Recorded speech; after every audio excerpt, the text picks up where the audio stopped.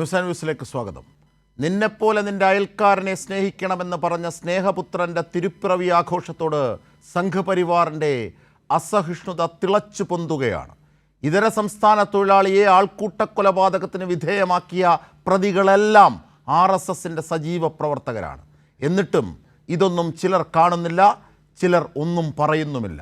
Nemom Tripura model vote കച്ചവടത്തിലൂടെ കേരളത്തിൻ്റെ തലസ്ഥാന നഗരം BJPക്ക് വിറ്റ വലതുപക്ഷക്കാർക്ക് വേണ്ടി നിരന്തരം നിർദാക്ഷിണ്യം ഒത്താശപ്പണി ചെയ്യുന്ന സഹമാധ്യമങ്ങളെ നിങ്ങൾക്ക് ഇടതുപക്ഷത്തെ എതിർക്കാം. അവർക്കെതിരെ ആവും വിധം എല്ലാത്തരം വിദ്വേഷ പ്രചരണങ്ങളും അഴിച്ചുവിടാം. പക്ഷേ നിങ്ങൾ ഈ നാടിനെ ഒറ്റിക്കൊടുക്കരുത്. ലോകത്തെമ്പാടും അതിഥി തൊഴിലാളികളായി പണിയെടുക്കുന്ന മനുഷ്യരുള്ള നാട്ടിൽ പണി അന്വേഷിച്ചു വന്ന ഒരു സഹോദരനെ ബംഗ്ലാദേശിയാണെന്നാരോപിച്ച് അടിച്ചു കൊന്നവർ ആരാണെന്ന് പറയാൻ, ആരാണെന്ന് നാടിനോട് പറയാൻ എന്താണ് മാധ്യമ സുഹൃത്തുക്കളെ നിങ്ങൾക്കിത്ര മടി? നിങ്ങൾ പോറ്റി വളർത്തുന്ന ശിങ്കിടി നിരീക്ഷകരെ കൊണ്ട് കേന്ദ്ര ഭരണകക്ഷിയുടെ ഫാസിസ്റ്റ് സമീപനങ്ങൾക്കെതിരെ ചർച്ച നടത്തിക്കാൻ എന്തേ നിങ്ങൾ ഭയപ്പെടുന്നു? കുടുംബത്തിൻ്റെ വിശപ്പകറ്റാൻ പണിയന്വേഷിച്ച് നമ്മുടെ നാട്ടിലെത്തിയ ഒരു ചെറുപ്പക്കാരനെ തല്ലിക്കൊന്നവർ RSSകാരാണെന്ന് കൈരളി ന്യൂസ് മാത്രം പറഞ്ഞാൽ മതിയോ സഹജീവികളെ? പന്തളവും പാലക്കാടും അടക്കമുള്ള മുനിസിപ്പാലിറ്റികളിലും നിരവധി ഗ്രാമപഞ്ചായത്തുകളിലും കേന്ദ്ര ഭരണകക്ഷിക്ക് തിരിച്ചടിയേറ്റു എന്ന് വസ്തുത പറയാൻ സഹജീവികളെ നിങ്ങൾ മടിച്ചതിൻ്റെ തുടർച്ചയാണ് ഇതൊക്കെ. തോൽപ്പിച്ചത് ഇടതുപക്ഷമാണെന്ന് നിങ്ങൾ സൗകര്യപൂർവ്വം മറന്നോളൂ. എന്നാലും കേരളത്തെ ശത്രു രാജ്യത്തെപ്പോലെ സമീപിക്കുന്ന കേന്ദ്ര ഭരണകക്ഷിക്ക് തിരിച്ചടി സംഭവിച്ചത് ഒരു വാർത്ത പോലും അല്ലാതായി മാറുന്നത് എന്തുകൊണ്ടാണെന്ന് ഒത്താശക്കാർ ഇന്നല്ലെങ്കിൽ നാളെ ഈ നാടിനോട് എണ്ണി എണ്ണി കണക്ക് പറയേണ്ടി വരും. പതിറ്റാണ്ടുകളായി മലയാളികൾ ഒന്നിച്ചാഘോഷിച്ച ക്രിസ്മസ് ആഘോഷങ്ങൾക്ക് മേൽ പരിവാരം ദണ്ട് വീശി തുടങ്ങി. ഒരുമയുടെയും മൈത്രിയുടെയും ഇടങ്ങളിലേക്ക് വെറുപ്പിൻ്റെയും വിദ്വേഷത്തിൻ്റെയും സംഘഗീതങ്ങൾ പാടിക്കൊണ്ട് പരിവാരത്തിന് കടന്നു കയറാൻ വിടുപണി ചെയ്യുന്ന UDFും ശിങ്കിടി മാധ്യമങ്ങളും ഇന്നല്ലെങ്കിൽ നാളെ തെരുവുകളിൽ നിർദ്ദയം വിചാരണ ചെയ്യപ്പെടും. വെച്ചു പൊറുപ്പിക്കില്ല എന്ന് വിദ്യാഭ്യാസ വകുപ്പ് മന്ത്രി ശിവൻകുട്ടി താക്കീത് നൽകിയിട്ടുണ്ട്. ഇതാ തിരുവനന്തപുരത്ത് കോർപ്പറേഷൻ ഹാളിൽ ഗണഗീതം പാടി BJP പണി തുടങ്ങിയത് എല്ലാവരും കേൾക്കണം. തദ്ദേശ സ്വയംഭരണ സ്ഥാപനങ്ങളിലേക്ക് നടന്ന തെരഞ്ഞെടുപ്പിൽ ഇടതുപക്ഷത്തിന് വൻ തിരിച്ചടി നേരിട്ടു എന്ന വ്യാജ പ്രതീതി സൃഷ്ടിച്ചത് വർഗീയ വിധ്വംസക ശക്തികൾക്ക് വെറുപ്പിൻ്റെ മറ നീക്കിയ സംഘഗീതം അവതരിപ്പിക്കാനുള്ള ലൈസൻസായി മാറുകയാണോ? നമുക്ക് പരിശോധിക്കാം. ഇന്ന് നമ്മുടെ ചർച്ചയെ സമ്പന്നമാക്കുന്ന അതിഥികൾ: P. ജയരാജൻ, മുതിർന്ന CPIM നേതാവ്; നിജേഷ് അരവിന്ദ്, കോൺഗ്രസ് നേതാവ്; ഡോക്ടർ TS ശ്യാംകുമാർ, സാമൂഹിക നിരീക്ഷകൻ, അധ്യാപകൻ; ഫാദർ ജിജി തോംസൺ, പുരോഹിതൻ. ആദ്യം കോൺഗ്രസ് നേതാവ് ശ്രീ നിജേഷ് അരവിന്ദിലേക്ക്. നിജേഷ് അരവിന്ദ്, ഈ കാര്യങ്ങളൊക്കെ നിങ്ങൾ കാണുന്നില്ലേ? ത്രിപുര നിയമം മോഡലൊക്കെ ഉണ്ടാകുമ്പോൾ ഉണ്ടാകുന്ന ആഫ്റ്റർ എഫക്റ്റുകളാണ് ഇതൊക്കെ.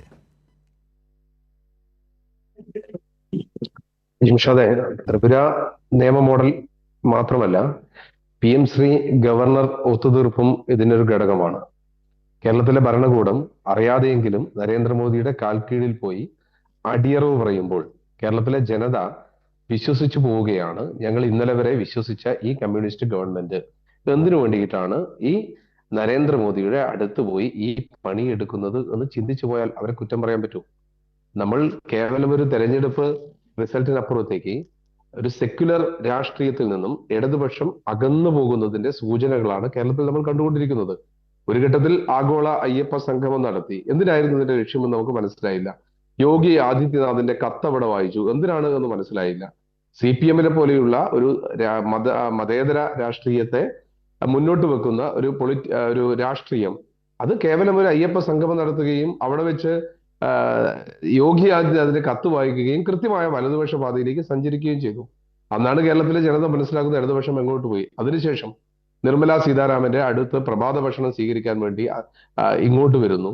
നമ്മുടെ ഗവർണർ, പഴയ ഗവർണർ അതിന് ആതിഥ്യമരുളുന്നു. പിന്നീട് ഗവർണർക്കെതിരെയുള്ള പോരാട്ടം ഒരു ഭാഗത്ത് നമ്മൾ കാണുന്നു. ആ പോരാട്ടം കണ്ടപ്പോൾ പാവ SFIക്കാരൊക്കെ അതിന്റെ പിറകെ പോയി കേസായി. യൂണിവേഴ്സിറ്റിയിലെ ആളുകൾ, സർവകലാശാലയിലകത്ത് പ്രശ്നങ്ങൾ, കേസായി, അങ്ങനെ ബുദ്ധിമുട്ടായി ജയിലിൽ കിടന്നു പാവം SFIക്കാർ. ഒരു ദിവസം ആരും അറിയാതെ മുഖ്യമന്ത്രി പോയിട്ട് അവിടെ സറണ്ടർ ചെയ്തു. ഇടതുപക്ഷത്തിൽ ചരിത്രത്തിൽ ആദ്യമായി 9.5 കൊല്ലമാവുന്ന സമയത്ത് CPMന്റെ കമ്മിറ്റിക്കകത്ത് പിണറായി വിജയനോട് ചോദിച്ചു എന്നാണ് നമ്മൾ കേൾക്കുന്നത്, നിങ്ങൾ ഏകപക്ഷീയമായി ഇങ്ങനെ തീരുമാനമെടുക്കാൻ പാടുണ്ടോ? ഒരു വ്യതിയാനം സംഭവിച്ചിരിക്കുന്നത് കേരളത്തിന്റെ മുഖ്യമന്ത്രിയിൽ നിന്നാണ് എന്ന് ഒന്നുകൂടി ആലോചിച്ച് പറയുന്നതാണ് നല്ലത്. കാരണം കേരളത്തിലെ ഇടതുപക്ഷത്തിൽ ഞങ്ങൾ പ്രതീക്ഷിക്കുന്നത് ഇതല്ല. കഴിഞ്ഞ ദിവസം ചർച്ചയിൽ അജിത് ഷാ തന്നെ എന്നോട് ചോദിച്ച ചോദ്യം ഉണ്ടായിരുന്നു, ഇടതുപക്ഷത്തിന്റെ അടിത്തറ തകർന്നു പോയി എന്ന് ആശ്വസിക്കുന്നുണ്ടോ എന്ന് നിങ്ങൾ. ഞാൻ അന്നും കൃത്യമായി പറഞ്ഞു, കേരളത്തിലെ ഇടതുപക്ഷത്തിന്റെ അടിത്തറ തകരരുത് എന്ന് ആഗ്രഹിക്കുന്ന കോൺഗ്രസ്സുകാരനാണ് ഞാൻ. കോൺഗ്രസ് പാർട്ടിയും ആഗ്രഹിക്കുന്നതാണ്. കാരണം മൂന്നാമത്തെ സ്പേസ്, മൂന്നാമത്തെ പാർട്ടി ഇവിടേക്ക് കടന്നു വരരുത്, എന്ത് വില കൊടുത്തും അതിനെ ചെറുക്കണം എന്ന് ആഗ്രഹിക്കുകയും അതിനുവേണ്ടി പ്രവർത്തിക്കുകയും ചെയ്ത രാഷ്ട്രീയ പ്രസ്ഥാനമാണ് ഞങ്ങളുടെ പ്രസ്ഥാനം. അതുകൊണ്ട് കേരളത്തിലെ ഇടതുപക്ഷത്തിന്റെ സ്പേസ് അത് അവിടെ തന്നെ വേണം എന്നുള്ളതാണ് ഞങ്ങളുടെ വിശ്വാസം. അതിനെ ഇല്ലായ്മ ഏതെങ്കിലും ഒരു രീതിയിൽ ഒരു ചർച്ച വലുതാക്കി കൊണ്ടുപോകും. ഞാനിപ്പോ തന്നെ നിങ്ങളുടെ ചർച്ച കണ്ടുകൊണ്ടിരിക്കുകയായിരുന്നു. രാഹുൽ ഗാന്ധിക്കെതിരെ നിരന്തരമായ ആക്ഷേപതകൾ വർഷിച്ചുകൊണ്ടിരിക്കുകയായിരുന്നു. തൊട്ടു മുമ്പിലത്തെ നിങ്ങളുടെ ഒരു പരിപാടി ഞാൻ 10 മിനിറ്റ് അത് കണ്ടു. ഇന്ത്യ രാജ്യത്ത് നരേന്ദ്രമോദിക്കെതിരെ കൃത്യമായ സമരം നടത്തുന്ന, തെരുവിലിറങ്ങി സമരം നടത്തുന്ന, നരേന്ദ്രമോദിക്കെതിരെ ഒരു പോരാട്ടത്തിന് വഴി തുറന്ന സീതാറാം യെച്ചൂരിയെ പോലെയുള്ള ആളുകൾ ചേർന്ന് നിന്ന് സമരം നയിച്ച ഒരു മനുഷ്യനെതിരെ ഇങ്ങനെ ആക്ഷേപം മലയാളത്തിൽ ചാനലിൽ വന്നിട്ട് ഇങ്ങനെ ആക്ഷേപം ചൊരിയേണ്ട എന്ത് സാഹചര്യമാണ് ഇന്ത്യ രാജ്യത്തുള്ളത്? ഇന്ന് കഴിഞ്ഞ ദിവസത്തെ വോട്ട് ചോരി യാത്രയ്ക്കകത്തും CPIM-ഉം രാഹുൽ ഗാന്ധിയും ഒരുമിച്ചല്ലേ മുന്നോട്ട് പോകുന്നത്? ഇന്ത്യ രാജ്യത്ത് എവിടെയാണ്? കേരളം വിട്ടേക്ക് നമ്മൾ തമ്മിലുള്ള അപ്പുറത്ത് പ്രതിപക്ഷവും ഭരണപക്ഷവുമായി നിൽക്കുന്ന ഒരു സാഹചര്യം ഉണ്ടാവും. ഇവിടെ നമുക്ക് ചിലത് അതിനപ്പുറത്ത് പറയേണ്ടി വരും. അതിനപ്പുറത്തേക്ക് നമ്മുടെ വാളയാറിനപ്പുറത്തേക്ക് CPM-ഉം കോൺഗ്രസും തമ്മിൽ യാതൊരുവിധ വിഷയങ്ങളുമില്ല. MA ബേബി അഖിലേന്ത്യാ സെക്രട്ടറി അടുത്ത കാലത്തൊന്നും രാഹുൽ ഗാന്ധിക്കെതിരെ പറഞ്ഞ് ഞാൻ കേട്ടിട്ടില്ല. പോളിറ്റ് ബ്യൂറോ ഏതെങ്കിലും ഒരു പ്രസ്താവനയ്ക്കകത്ത് രാഹുൽ ഗാന്ധിക്കെതിരെ പറഞ്ഞു കേട്ടില്ല. ആകെ പറഞ്ഞു കേട്ടത് ഇപ്പൊ ബ്രിട്ടാസിന്റേതാണ്. ബ്രിട്ടാസ് ആണല്ലോ ബ്രിഡ്ജ്, പാലം, ഇതിനിടയിലെ പാലമാണ് എന്ന് നമ്മുടെ മന്ത്രി ലോക്സഭയ്ക്കകത്ത് പറഞ്ഞിട്ട് ഒരു അക്ഷരം മിണ്ടാത്ത ബ്രിട്ടാസ്. അതിനപ്പുറത്തേക്കുള്ള നേതാക്കന്മാർ, ബ്രിട്ടാസ് ഒരു മാധ്യമ പ്രവർത്തകൻ ടേൺഡ് രാഷ്ട്രീയക്കാരനാണ്. അതിനപ്പുറത്തേക്കുള്ള CPM-ന്റെ യഥാർത്ഥ പോളിറ്റ് ബ്യൂറോ മെമ്പർമാരോ നേതാക്കന്മാരോ വൃന്ദാക്കാരാട്ടോ അല്ലെങ്കിൽ ഇന്നത്തെ MA ബേബി ഉൾപ്പെടെയുള്ള നേതാക്കൾ നിർണായക ചർച്ചകൾ ഉണ്ടാകുമ്പോൾ ലോക്സഭയിൽ പ്രതിപക്ഷ നേതാവ് ഉണ്ടാകണം, ഒരു സീസൺഡ് പൊളിറ്റീഷ്യൻ ആകണം എന്ന് നിർദ്ദേശിക്കുന്നത് എങ്ങനെയാണ് ഇത്തരത്തിലേക്കൊക്കെ സംസാരിക്കാൻ ഇടയാക്കുന്നത്? കൈരളി ചാനലിനകത്ത് ഒരു പ്രത്യേക പരിപാടി രാഹുൽ ഗാന്ധി പ്രഖ്യാപിക്കുന്നത് എന്ത് കാര്യമാണുള്ളത്? അത് മാത്രമല്ല, ഈ ഇവിടെ നിന്ന് MP-മാർ പോകുന്നത് കേരളത്തിൻ്റെ താല്പര്യത്തിന്, ഇത്തരത്തിൽ കേരളത്തിൻ്റെ താല്പര്യം സംരക്ഷിച്ചെടുക്കാനാണ്, അല്ലാതെ കൂട്ടുകാരൻ്റെ കല്യാണത്തിന് ബിരിയാണി കഴിക്കാനല്ല. അല്ല, അത് ബിരിയാണി കഴിച്ചതും ഓരോ വീട്ടിൽ പോയി നിർണായക ചർച്ച നടക്കുമ്പോഴേ കൂട്ടുകാരൻ്റെ കല്യാണത്തിന് ബിരിയാണി കഴിക്കാൻ പോയ 2 UDF MP-മാരെ ഞാൻ ഓർത്തു പോവുകയാണ്. നിർമ്മല സീതാരാമൻ കമ്പനികാര്യ വകുപ്പിന്റെ കൂടി ചുമതല വഹിക്കുന്ന ധനകാര്യ വകുപ്പിന്റെ മന്ത്രിയുടെ ആതിഥ്യം സ്വീകരിക്കാൻ വേണ്ടി കേരളത്തിന്റെ മുഖ്യമന്ത്രി പോയതും കമ്പനികാര്യ വകുപ്പിന്റെ കീഴിലുള്ള SFIO കേസും ഒക്കെ കൂട്ടി യോജിപ്പിച്ച് വാദിച്ചു കഴിഞ്ഞാൽ പലവട്ടം ലാവ്ലിൻ കേസ് മാറ്റിവെക്കുന്നതുമായി ബാധിച്ചാൽ 1 വർഷക്കാലം ED-യുടെ സമൻസ് തടവിലാക്കപ്പെട്ട ഒളിവിലാക്കപ്പെട്ടതൊക്കെ പറഞ്ഞാൽ നമുക്ക് പറയാൻ ഒരുപാട് പറയാനുണ്ടാവും. നിങ്ങൾ ദയവ് ചെയ്ത് ഒരു ഇടതുപക്ഷ രാഷ്ട്രീയത്തിൽ നരേന്ദ്രമോദിക്കെതിരെ ഒരു പോരാട്ടമാണ് നിങ്ങൾ ഉദ്ദേശിക്കുന്നത് എങ്കിൽ നിങ്ങൾ ഒരു കുറച്ചു കാലത്തേക്ക് മലയാളത്തിലെ ചാനലിൽ വന്ന് രാഹുൽ ഗാന്ധിക്കെതിരെ ഒരു പ്രത്യേക പരിപാടി നടത്തിയിട്ട് ആര് കാണാനാണ് ജിംഷാദെ? ആരെയാണ് നിങ്ങൾ ഫോക്കസ് ചെയ്യുന്നത്? എന്താണ് നിങ്ങൾ ലക്ഷ്യം വെക്കുന്നത്? ശരി, ഞാൻ തിരിച്ചെത്താം. ശ്രീ P. ജയരാജൻ, രാഹുൽ ഗാന്ധി സഭയിൽ നിർണായക ഘട്ടത്തിൽ വന്നില്ല എങ്കിൽ അത് വിമർശിച്ചാൽ അത് ഉടനെ BJPക്ക് മുതൽക്കൂട്ടാകുന്നു എന്ന് കാണുന്ന ഒരു രാഷ്ട്രീയ നിരീക്ഷണമാണ് നമ്മളിവിടെ കണ്ടത്. രാജസ്ഥാനിലും കോൺഗ്രസ് ഒപ്പിട്ട, കർണാടകയിൽ BJP ഒപ്പിട്ട് കോൺഗ്രസ് സർക്കാർ തുടർന്ന ഈ PM ശ്രീയെക്കുറിച്ചാണ് ഇവിടെ കേരളം ഒന്നും നേടരുത്, കേരളത്തിൻ്റെ അർഹതപ്പെട്ടതൊന്നും നേടരുത് എന്ന അർത്ഥത്തിൽ പറയുന്നത്. ഇതിലൊക്കെ ഞാൻ പറയാൻ കൃത്യമായി അദ്ദേഹത്തെ അനുവദിക്കുമ്പോൾ പുറത്തെത്തുന്ന ഒരു കാര്യം, ഈ ഘട്ടത്തിലും ക്രിസ്മസ് ആഘോഷങ്ങൾ തടസ്സപ്പെടുത്തുന്നു, ഒരു ഇതര സംസ്ഥാന തൊഴിലാളിയെ അടിച്ചു കൊല്ലുന്നു, ഇതൊക്കെ സംഘപരിവാറായിട്ടും അവർക്കെതിരെ ഉള്ളതിനേക്കാൾ വാക്കുകളും അമ്പുകളും നിങ്ങൾക്കെതിരെയാണ് കോൺഗ്രസിന് ഇപ്പോഴും ഉയർത്താനുള്ളത്. ശ്രീ P. ജെ.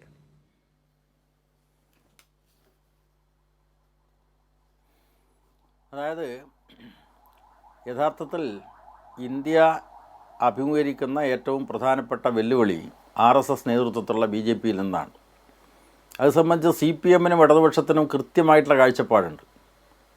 കാഴ്ചപ്പാട് മാത്രമല്ല, ഓരോ വിഷയത്തോടും CPM-ഉം ഇടതുപക്ഷവും കൃത്യമായി പ്രതികരിക്കുന്നുണ്ട്. ഞാൻ ഈ കോൺഗ്രസ് നേതാവ് നിജേഷിനോട് ചോദിക്കുന്നത്, നിങ്ങളുടെ പാർട്ടി RSSൻ്റെ വർഗീയ പ്രത്യയശാസ്ത്രത്തിനെതിരായിട്ട് എന്ത് പ്രവർത്തനമാണ് നടത്തുന്നത് എന്ന കാര്യമാണ്. അത് രാഹുൽ ഗാന്ധി എന്ന പ്രതിപക്ഷ നേതാവ് മാത്രമല്ല, കോൺഗ്രസ് നേതൃത്വം എന്ന നിലക്ക് നിങ്ങൾ നോക്കൂ.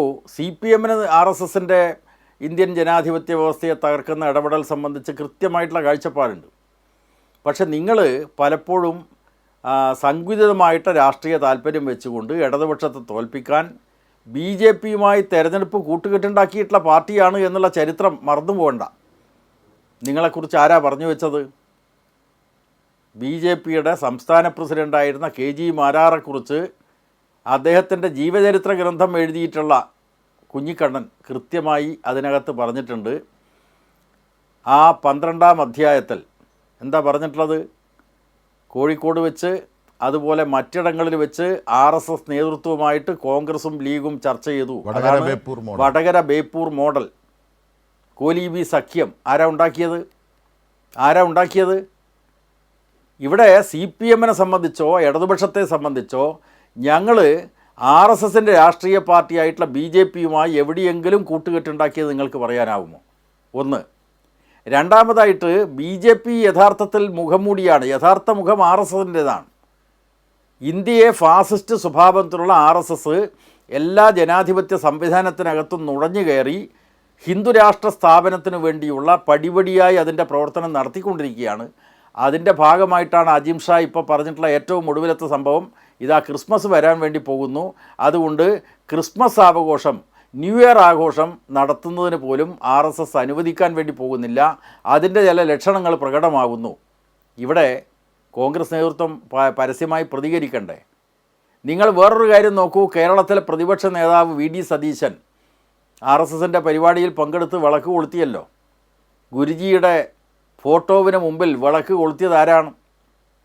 അങ്ങനെ ഏതെങ്കിലും ഒരു CPM നേതാവിനെക്കുറിച്ച്, ഇടതുപക്ഷ നേതാവിനെക്കുറിച്ച് ഈ നിജേഷിന് പറയാനാവുമോ? അപ്പോൾ ഇവിടെ പ്രശ്നം എന്താണെന്ന് പറഞ്ഞാൽ അഴകുഴമ്പൻ സമീപനം സ്വീകരിച്ചത് കൊണ്ടായില്ല. ഒന്ന്, RSS BJP രാജ്യത്തിലെ വ്യവസ്ഥക്ക് നേരെയുള്ള ആക്രമണമാണ് നടത്തുന്നത്. രാഷ്ട്രം അംഗീകരിച്ച ഭരണഘടനയ്ക്ക് നേരെയാണ് ആക്രമണം നടത്തുന്നത്. ആ ഭരണഘടനയ്ക്കെതിരായിട്ട് ആക്രമണം നടത്തുമ്പോൾ അതിൻ്റെ ഗൗരവത്തിനനുസരിച്ചുള്ള പ്രതികരണം കോൺഗ്രസിൻ്റെ ഭാഗത്തു നിന്നുണ്ടോ, അതിൻ്റെ നേതാവായിട്ട് രാഹുൽ ഗാന്ധിയുടെ ഭാഗത്തു നിന്നുണ്ടോ എന്നതാണ്.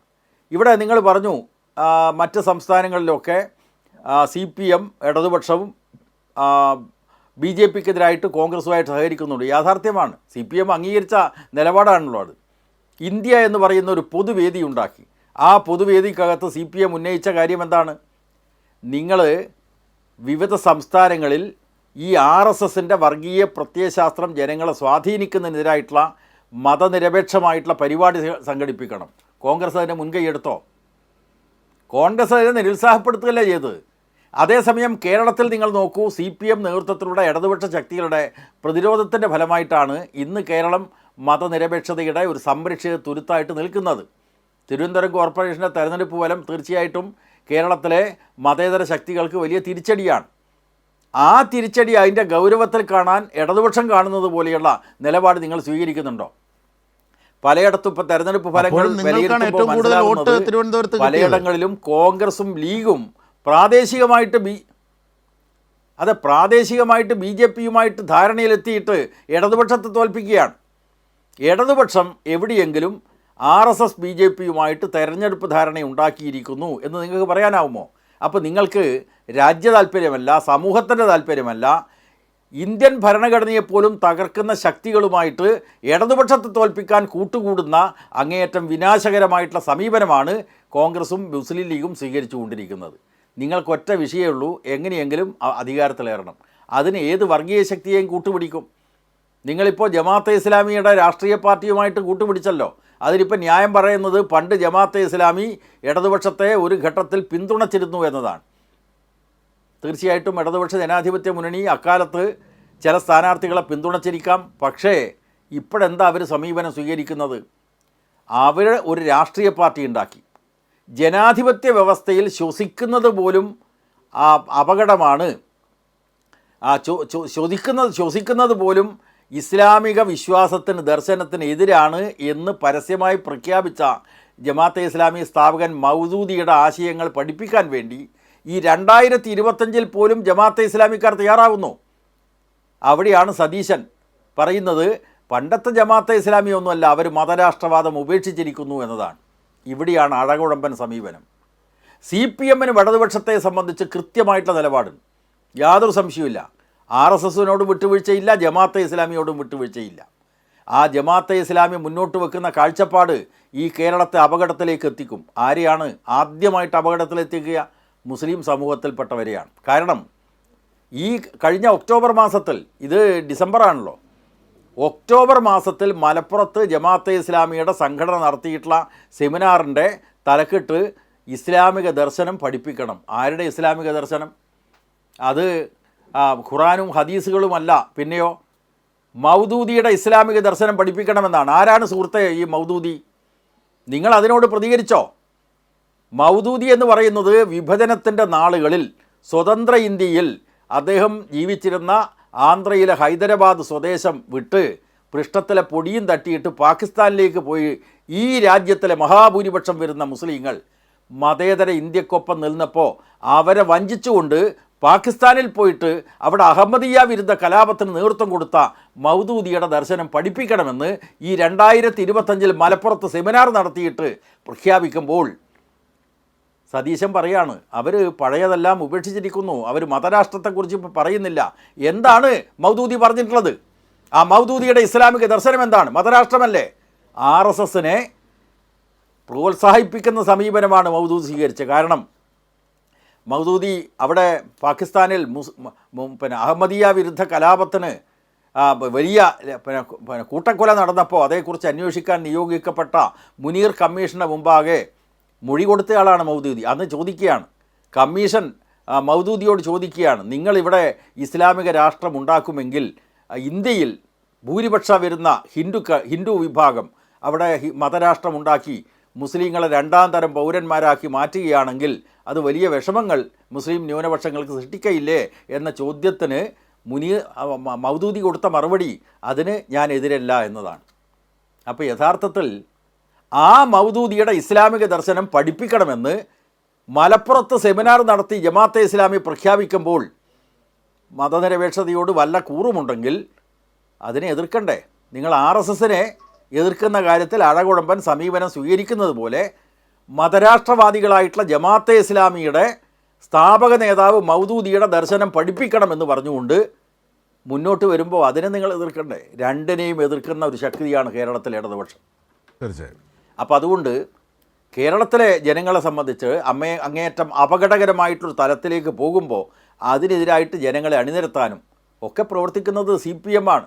നിങ്ങൾ നോക്കൂ, കഴിഞ്ഞ 50 വർഷത്തെ രാഷ്ട്രീയ സംഘർഷങ്ങളുടെ ചരിത്രം പരിശോധിച്ചാൽ CPMൻ്റെ 215 സഖാക്കളെയാണ് RSSകാർ കശാപ്പ് ചെയ്തത്. എന്തിനു വേണ്ടി? മറ്റ് സംസ്ഥാനങ്ങളിൽ കോൺഗ്രസിനെ അമർത്തി, കോൺഗ്രസിനെ അടിച്ചമർത്തി അവിടെ ഭരണത്തിലെത്തും വിധം രാഷ്ട്രീയ മുന്നേറ്റം ഉണ്ടാക്കിയപ്പോൾ ഈ കേരളത്തിൽ അതിന് പരിശ്രമങ്ങൾ നടത്തുന്നതിൻ്റെ ഫലമായിട്ടാണ് CPMൻ്റെ 215 സഖാക്കൾ ജീവാർപ്പണം ചെയ്യേണ്ടി വന്നത്. അതിൻ്റെ ഫലമായിട്ടാണ് കേരളം ഇങ്ങനെ നിൽക്കുന്നത്. അല്ലെങ്കിൽ RSSന് കീഴ്പ്പെടുമായിരുന്നു. ഇപ്പോൾ തിരുവനന്തപുരത്ത് അവർക്ക് നേട്ടമുണ്ടായിട്ടുണ്ട്. 2ാം സ്ഥാനത്ത് ആരാണ്? ഇടതുപക്ഷം. അതാണ് കേരളത്തിലുടനീളം RSSൻ്റെ മതരാഷ്ട്രവാദത്തെയും ജമാഅത്തെ ഇസ്ലാമിയുടെ മതരാഷ്ട്രവാദത്തെയും എതിർത്തുകൊണ്ട് മതനിരപേക്ഷതയുടെ സംരക്ഷക തുരുത്തായിട്ട് കേരളം നിലനിൽക്കുന്നത് ഇടതുപക്ഷവും CPM നടത്തുന്ന പോരാട്ടങ്ങളുടെ ഫലമായിട്ടാണ്. കോൺഗ്രസിന് സംഘടിതമായിട്ട് താല്പര്യമുള്ളൂ. അവർക്ക് മൂക്കിനപ്പുറം കാണാനുള്ള ദീർഘവീക്ഷണം ഇല്ലാത്തതിൻ്റെ ഫലമായി ഈ കഴിഞ്ഞ തെരഞ്ഞെടുപ്പിലും പലയിടത്തും BJPയുമായിട്ട് ജമാഅത്തെ ഇസ്ലാമിയുമായിട്ട് ഒക്കെ കൂട്ടുകെട്ടുണ്ടാക്കുന്നതിൽ യാതൊരു മടിയും കാണിക്കാത്ത പ്രസ്ഥാനമാണ്. ഇപ്പോൾ ഈ ക്രിസ്മസ് അവസരത്തിൽ ക്രിസ്മസ് കരോൾ പാർട്ടി, നമ്മുടെ നാട്ടിലൊക്കെ ക്രിസ്ത്യാനികളില്ലാത്ത മേഖലയിലും ഈ ക്രിസ്മസ് കരോൾ പാർട്ടി അല്ലെങ്കിൽ ക്രിസ്മസ് ആഘോഷം, ക്രിസ്മസ് അപ്പൂപ്പനെ കെട്ടി കൊണ്ടാടുന്ന ആഘോഷിക്കുന്ന ഒട്ടേറെ ചെറുപ്പക്കാരെ കാണാൻ പറ്റും. അവരെയൊക്കെ കായികമായിട്ട് ആക്രമിച്ചിട്ടുണ്ട് പലയിടത്തും RSSകാർ. അത് കൂടുതൽ ശക്തമായിട്ട് വരുന്നു എന്നതാണ് ഇവിടെ അജിം ഷാ സൂചിപ്പിച്ചിട്ടുള്ളത്. എന്ന് മാത്രമല്ല, വാളയാർ കേസ് ഇപ്പോൾ നമ്മുടെ മാധ്യമങ്ങളുടെ കാപട്യം, മാധ്യമങ്ങളെന്ന് പറയുമ്പോൾ പ്രധാനമായിട്ട് മനോരമ, മാതൃഭൂമി, ഏഷ്യാനെറ്റ് അടക്കമുള്ള വലതുപക്ഷ മാധ്യമങ്ങളുണ്ടല്ലോ, ആ വലതുപക്ഷ മാധ്യമങ്ങൾ കേരളത്തിലെ ഇടതുപക്ഷ വിരുദ്ധ ശക്തികളുടെ ഘടകകക്ഷിയായിട്ടാണ് പ്രവർത്തിക്കുന്നത്. അവർ ഒന്നുകിൽ കോൺഗ്രസിൻ്റെ കൂടെ, അല്ലെങ്കിൽ ലീഗിൻ്റെ കൂടെ, അല്ലെങ്കിൽ BJPയുടെ കൂടെ. അവർ മിണ്ടുന്നില്ലല്ലോ. അതാണ് മധുവിനെ പോലെ കൊലപ്പെടുത്തി. മാത്രമല്ല, ഇപ്പോൾ പോസ്റ്റ്മോർട്ടം റിപ്പോർട്ട് വന്നു.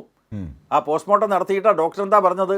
കാൽനഖം മുതൽ തലച്ചോറ് വരെ, തലയോട്ടി വരെ അടിച്ചു തകർത്ത ഭീകരമായിട്ടുള്ള കൃത്യം എൻ്റെ പിന്നെ മെഡിക്കൽ ജീവിതത്തിൽ ഞാൻ പോസ്റ്റ്മോർട്ടം നടത്തിയിട്ടില്ല എന്ന് ഡോക്ടർ പറയുന്നു. അത്ര ഭീകരമായിട്ടുള്ള ആക്രമണം നടത്തിയിട്ടുള്ളവർ ആരാണ്? അതും RSSകാരാണ്. നിങ്ങളത് പരസ്യമായിട്ട് പറയണ്ടേ? ഇവിടെ അതൊക്കെ ഈ വലതുപക്ഷ മാധ്യമങ്ങൾ മറച്ചു വെക്കുന്നു. എന്തിനു വേണ്ടിയിട്ട്? ഇടതുപക്ഷം ഭരിക്കുന്ന കേരളത്തിൽ ഇത് നടക്കുന്നു എന്നൊരു പ്രതീതി ഉണ്ടാക്കി ഇടതുപക്ഷത്തിനെതിരായിട്ടുള്ളൊരു വികാരം ഉണ്ടാക്കാനാണ് നിങ്ങളൊക്കെ പരിശ്രമിക്കുന്നത്. അത് മാധ്യമങ്ങൾ, ഈ വലതുപക്ഷ മാധ്യമങ്ങൾ ഇടതുപക്ഷ സർക്കാരിനെതിരായിട്ട് വികാരം കുത്തിയിളക്കാനതിനു വേണ്ടി അത്തരം സംഭവങ്ങളിലെ RSS പങ്കാളിത്തം മറച്ചു വെക്കാനാണ് ശ്രമിക്കുന്നത്. ഇവിടെ അതൊക്കെ ജനങ്ങളോട് പറയണം. അത് കൈരളി ചാനൽ എത്ര ആളുകൾ കാണുന്നു, അതിനേക്കാളും കൂടുതൽ ആളുകൾ കാണുന്ന മറ്റ് ചാനലുകളിലെ എന്ന് ചോദിച്ചു കഴിഞ്ഞാൽ തീർച്ചയായിട്ടും ആ വലതുപക്ഷ സ്വാധീനം വളരെ ശക്തമാണ് മാധ്യമ മേഖലയിൽ. എങ്ങനെയാണ് ഈ വലതുപക്ഷ മാധ്യമങ്ങളൊക്കെ ഈ സ്വാധീനത്തിന് വിധേയമാകുന്നത്? അതാണ് നേരത്തെ ഇവിടെ കൈരളി ചാനൽ പ്രക്ഷേപണം ചെയ്ത ഇലക്ട്രൽ ബോണ്ട്. കോർപ്പറേറ്റുകളുടെ ദാസ്യപ്പണി എടുക്കലല്ലേ കേരളത്തിലെ ഇന്ത്യയിലെയും വലതുപക്ഷ രാഷ്ട്രീയ പ്രസ്ഥാനങ്ങളുടെ പണി? RSS ഹിന്ദുത്വം പറയുന്നു, BJP സംസ്കൃതിയെപ്പറ്റി പറയുന്നു, ഭാരതത്തിൻ്റെ അഖണ്ഡ സംസ്കൃതിയെപ്പറ്റി പറയുന്നു. പക്ഷേ അവർക്ക് ആരാ ഫൈനാൻസ് ചെയ്യുന്നത്? കോർപ്പറേറ്റുകൾ. 8000 കോടി ഉറുപ്പിക, 8451 കോടി ഉറുപ്പിക BJPക്ക് ഇലക്ട്രൽ ബോണ്ട് വഴി കിട്ടി. നിയമവിധേയമായിട്ടുള്ള പണം. എന്നാൽ നിയമവിധേയമായിട്ട് മാത്രമല്ല, അതിനപ്പുറം കള്ളപ്പണം കിട്ടുന്നുണ്ടല്ലോ. ആ കള്ളപ്പണമാണ് കൊടകരയിൽ പിടിച്ചത്. 25 ലക്ഷം പിടിച്ചു പറിച്ചു എന്ന് പരാതി വന്നു. പോലീസ് അന്വേഷിച്ചു. അവസാനം 5.5 കോടിയോ മറ്റോ വന്നു. അപ്പോൾ വെള്ളപ്പണവും കള്ളപ്പണവും ഉപയോഗിച്ച്, അത് കോർപ്പറേറ്റുകൾ നൽകുന്ന പണമാണ്. ആ പണം ഒന്നാമത് കിട്ടുന്ന പാർട്ടി BJP, രണ്ടാമത് കിട്ടുന്ന പാർട്ടി കോൺഗ്രസ്. നിങ്ങൾക്ക് ഈ ജനാധിപത്യ വ്യവസ്ഥയെക്കുറിച്ച് പറയാൻ എന്താ അവകാശം? ധാർമ്മികമായിട്ടുള്ള അവകാശം? കോർപ്പറേറ്റുകളുടെ പണം വാങ്ങിയിട്ട് ജനാധിപത്യ വ്യവസ്ഥയെ വിലക്കെടുക്കുന്ന ഈ വലതുപക്ഷ രാഷ്ട്രീയ സംസ്കാരത്തിനെതിരായി ഉശിരാർന്ന പോരാട്ടം, തത്വാധിഷ്ഠിതമായിട്ടുള്ള പോരാട്ടം നടത്തുന്ന പ്രസ്ഥാനമാണ് CPM-ഉം ഇടതുപക്ഷ ജനാധിപത്യ മുന്നണിയും. അതുകൊണ്ട് തെറ്റിദ്ധരിപ്പിക്കപ്പെട്ട ആളുകളുണ്ട്, അത് തെറ്റിദ്ധരിച്ചു പോയിട്ടുണ്ട് പലരും. അതിൻ്റെ ഫലമായിട്ട് വലതുപക്ഷ രാഷ്ട്രീയത്തോടൊപ്പം ഈ കഴിഞ്ഞ തെരഞ്ഞെടുപ്പിൽ അണിനിരന്നിട്ടുണ്ട്. അവരെ ആ കാര്യം ശരിയായി ബോധ്യപ്പെടുത്താനുള്ള പരിശ്രമങ്ങളിലേക്കാണ് പോകേണ്ടത്. മതനിരപേക്ഷത സംരക്ഷിക്കാനുള്ള പോരാട്ടത്തിൽ ജീവൻ ബലിയർപ്പിച്ച CPM-ൻ്റെ 215 സഖാക്കൾ ഈ സമൂഹത്തിന് നൽകിയിട്ടുള്ള മഹത്തായ സന്ദേശമുണ്ട്. ജീവാർപ്പണത്തിലൂടെയും മതനിരപേക്ഷത സംരക്ഷിക്കും, ജീവാർപ്പണത്തിലൂടെയും മതരാഷ്ട്രവാദികളെ എതിർക്കും. ആ പോരാട്ടം ശക്തമായിട്ട് തുടരാനാണ് CPIM തീരുമാനിച്ചിട്ടുള്ളത്. ശരി, തീർച്ചയായും തിരിച്ചെത്താം PJ. ഡോക്ടർ TS ശ്യാംകുമാർ, നോക്കൂ, RSSൻ്റെ സംഘപരിവാറിൻ്റെ അത്തരത്തിലുള്ള വർഗീയ നീക്കങ്ങൾ, അവരുടെ പല വിധത്തിലുള്ള പരീക്ഷണങ്ങൾ രാജ്യത്തുടനീളം നമ്മൾ കണ്ടതാണ്. കേരളത്തിൽ ആ അർത്ഥത്തിൽ തലപൊക്കിയ ഘട്ടത്തിലൊക്കെ ഇതുപോലെ നേരത്തെ PJ പറഞ്ഞതുപോലെ, P ജയരാജൻ സൂചിപ്പിച്ചതുപോലെ മതേതര ശക്തികൾ തലക്കടിച്ചിരുത്തിയിട്ടുണ്ട്. പക്ഷേ ഇപ്പോൾ മാധ്യമ വാർത്തകളിൽ ഏതോ നേരിയ മേൽക്കൈ കിട്ടി എന്ന വ്യാജ പ്രചരണം, അതിൻ്റെയൊക്കെ പിൻബലത്തിൽ വീണ്ടും RSS തലപൊക്കാൻ ശ്രമിക്കുകയാണ്, സംഘപരിവാർ തലപൊക്കാൻ ശ്രമിക്കുകയാണ്. ക്രിസ്തുവിനെ പോലെ സമാധാനത്തിൻ്റെ പ്രവാചകനെ, ദൈവപുത്രനെ, അദ്ദേഹത്തിൻ്റെ ജന്മദിനത്തെ മതാതീതമായി നമ്മളൊക്കെ ആഘോഷിക്കുന്ന ആഘോഷത്തിൽ പോലും നഞ്ചു കലർത്താൻ ശ്രമിക്കുന്നു. ഒരു പാവം അന്യസംസ്ഥാന തൊഴിലാളിയെ വളഞ്ഞിട്ടടിച്ചടിച്ചു കൊല്ലുന്നു ഉത്തരേന്ത്യൻ മാതൃകയിൽ. TS ശ്യാംകുമാർ. വളരെ ശക്തമായ ഒരു വിഷയമാണെന്ന് കൈരളി ചർച്ച ചെയ്യുന്നത്. നമ്മൾ കാണേണ്ട ഏറ്റവും പ്രധാനപ്പെട്ട വിഷയം ഈ ക്രിസ്തുമസിനെതിരായിട്ടുള്ള, പ്രത്യേകിച്ച് ക്രിസ്തുവിന്റെ ഈ ജന്മദിന പരിപാടികൾക്കെതിരെ, ക്രിസ്തു ജയന്തിക്കെതിരായിട്ടുള്ള ഈ ഒരു ആഹ്വാനം, പ്രത്യേകിച്ച് സംഘപരിവാര ശക്തികളുടെ ആഹ്വാനം, അല്ലെങ്കിൽ അത്തരത്തിലുള്ള കലാപ ശ്രമങ്ങൾ, വിദ്വേഷ പ്രചാരണങ്ങൾ, ഇതൊന്നും ആദ്യമായിട്ടുള്ളതല്ല എന്നുള്ളതാണ് നമ്മൾ മനസ്സിലാക്കേണ്ട ആദ്യത്തെ വിഷയം. ഗ്രഹാം സ്റ്റെയിനെ ചുട്ടുകൊന്നിട്ടുള്ള സംഭവങ്ങൾ മുതൽ നമ്മുടെ മനസ്സിൽ വേണം, എന്നാൽ മാത്രമേ ഇതിന്റെ ഒരു ആഴവും പരപ്പും നമുക്ക് ബോധ്യപ്പെടുത്തുള്ളൂ. നമുക്ക് ഒരു 2 ചെറിയ സംഭവവികാസങ്ങൾ ഞാൻ ഈ സന്ദർഭത്തിൽ സൂചിപ്പിക്കും. അതിലൊന്ന്, ഹരിദ്വാറിലെ കുപ്രശസ്തമായ മതപാർലമെന്റിനെ സംബന്ധിച്ച് നമുക്ക് എല്ലാവർക്കും അറിയാം. ആ മതപാർലമെന്റിന് ശേഷം, ഹിന്ദുത്വവാദികളുടെ നേതൃത്വത്തിൽ നടന്ന മതപാർലമെന്റിന് ശേഷം ഛത്തീസ്ഗഡിലെ റായ്പൂരിൽ സമാനമായ രീതിയിൽ ഒരു മതപാർലമെന്റ്, ഹിന്ദുത്വ പാർലമെന്റ് നടന്നിരുന്നു. ആ ഹിന്ദുത്വ പാർലമെന്റില് പ്രധാനമായിട്ടും അന്നത്തെ ഛത്തീസ്ഗഡ് മുൻ മന്ത്രിയായ ബ്രിജ്മോഹൻ അഗർവാൾ എന്ന് പറയുന്ന ഹിന്ദുത്വവാദി പറഞ്ഞത്, ക്രിസ്ത്യൻ മിഷണറിമാർ മതപരിവർത്തനം ചെയ്യിക്കുകയാണെന്നും അതിനാൽ ഹിന്ദുമതം അപകടത്തിലാണെന്നുമാണ് അന്ന് ഛത്തീസ്ഗഡിൽ റായ്പൂരിൽ നടന്ന പരിപാടിയിൽ ഈ അഗർവാൾ പറഞ്ഞത്. തന്നെയല്ല, അദ്ദേഹം ഒരു പ്രധാനപ്പെട്ട പോയിന്റ് അന്നത്തെ ആ പാർലമെന്റിൽ, ആ മതപാർലമെന്റിൽ പറഞ്ഞു, ക്രിസ്തുമസ് ആഘോഷിക്കുന്നതിനോട് പ്രശ്നമൊന്നുമില്ലെങ്കിലും മറ്റുള്ളവർക്ക് ഉപദ്രവമാകാത്ത രീതിയിൽ മാത്രമേ പാടുള്ളൂ എന്ന താക്കീത് അദ്ദേഹം ഈ പാർലമെന്റിൽ നൽകുന്നുണ്ട്. അതിന്റെ അർത്ഥം എന്താണ്? അതിന്റെ അർത്ഥം വളരെ വ്യക്തമാണ്. ക്രിസ്തുമസ് ഒരു കാരണവശാലും ഇന്ത്യയിൽ ആഘോഷിക്കാൻ പാടില്ല എന്ന സന്ദേശമാണ് അന്ന് ഈ അഗർവാള് ആ പ്രസ്തുത പാർലമെന്റിൽ നൽകിയത്. തന്നെയല്ല, 2021 RSSന്റെ നേതാവായ മോഹൻ ഭാഗവത് പറഞ്ഞത്, ക്രിസ്ത്യൻ മിഷണറിമാർ നടത്തുന്ന മതപരിവർത്തന ശ്രമങ്ങളിൽ ഹിന്ദുക്കൾ ജാഗരൂകരായിരിക്കണമെന്ന്. RSSന്റെ നേതാവിയായിട്ടുള്ള മോഹൻ ഭാഗവത് ഏത് ഹിന്ദുക്കളെ പറ്റിയാണ് ഈ പറയുന്നത്? ഛത്തീസ്ഗഡിലെ ആദിവാസികളെ ഉൾപ്പെടെയുള്ള ആളുകളാണ് ക്രിസ്തു മതത്തിലേക്ക് മതപരിവർത്തനം ചെയ്യുന്നത്. ഈ പറയുന്ന ബ്രാഹ്മണ മതം വളരെ ശ്രേഷ്ഠമായിരുന്നെങ്കിൽ, അവരെ അടിച്ചമർത്തപ്പെടുന്നില്ലായിരുന്നുവെങ്കിൽ മതപരിവർത്തനത്തിന്റെ ആവശ്യമുണ്ടായിരുന്നില്ലല്ലോ. അപ്പൊ അത്ര ഹീനമായ ആക്രമണങ്ങളാണ് യഥാർത്ഥത്തിൽ ഛത്തീസ്ഗഡിലെ ആദിവാസികൾക്കുൾപ്പെടെ നേരിടേണ്ടി വന്നത് എന്നുള്ളത് ചരിത്ര യാഥാർത്ഥ്യമാണ്, വർത്തമാനകാല ഇന്ത്യൻ യാഥാർത്ഥ്യം കൂടിയാണ്. തന്നെയല്ല, 2023 ആദ്യ പകുതിയിൽ തന്നെ 23 സംസ്ഥാനങ്ങളിലായിട്ട് നടന്ന ആക്രമണങ്ങൾ എന്ന് പറയുന്നത് നൂറുകണക്കിന് ആക്രമണങ്ങളാണ്. 400ഓളം ആക്രമണങ്ങളാണ് ക്രിസ്ത്യാനികൾക്കെതിരായിട്ട് നടന്നത് എന്ന് യുണൈറ്റഡ് ക്രിസ്ത്യൻ ഫോറം തയ്യാറാക്കിയ റിപ്പോർട്ടിൽ തന്നെ പറയുന്നുണ്ട്.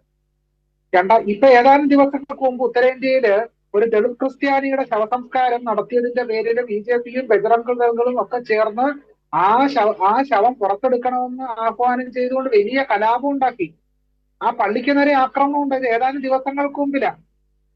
ബൈബിള് കത്തിക്കുന്ന ഛത്തീസ്ഗഡിലും മറ്റു ഉത്തരേന്ത്യൻ സംസ്ഥാനങ്ങളിലും ക്രിസ്ത്യൻ പുരോഹിതന്മാർക്ക് നേരെ ആക്രമണം ഉണ്ടാകുന്നു. കന്യാസ്ത്രീകൾക്ക് നേരെയുള്ള ആക്രമണങ്ങളെല്ലാം നമ്മൾ കണ്ടതാണ്. അപ്പൊ ഈ രീതിയില് എന്താണ് പറയേണ്ടത്? ഈ ക്രിസ്ത്യാനികൾക്ക്, മുസ്ലിങ്ങൾക്ക്, ന്യൂനപക്ഷ ജനവിഭാഗങ്ങൾക്കെതിരെയുള്ള ആഗമനമായുള്ള അതിക്രമണം ഇന്ത്യയിൽ വർദ്ധിച്ചു വരുന്നതായിട്ടാണ് നമ്മൾ കാണുന്നത്. അപ്പൊ ആ രീതിയിൽ വർഗീയ വിഭജനം കേരളത്തിൽ നടത്താനുള്ള ശ്രമങ്ങൾ കഴിഞ്ഞ കുറച്ചു നാളുകളായിട്ട് ഹിന്ദുത്വ ശക്തികൾ നടത്തി വരുന്നുണ്ട്.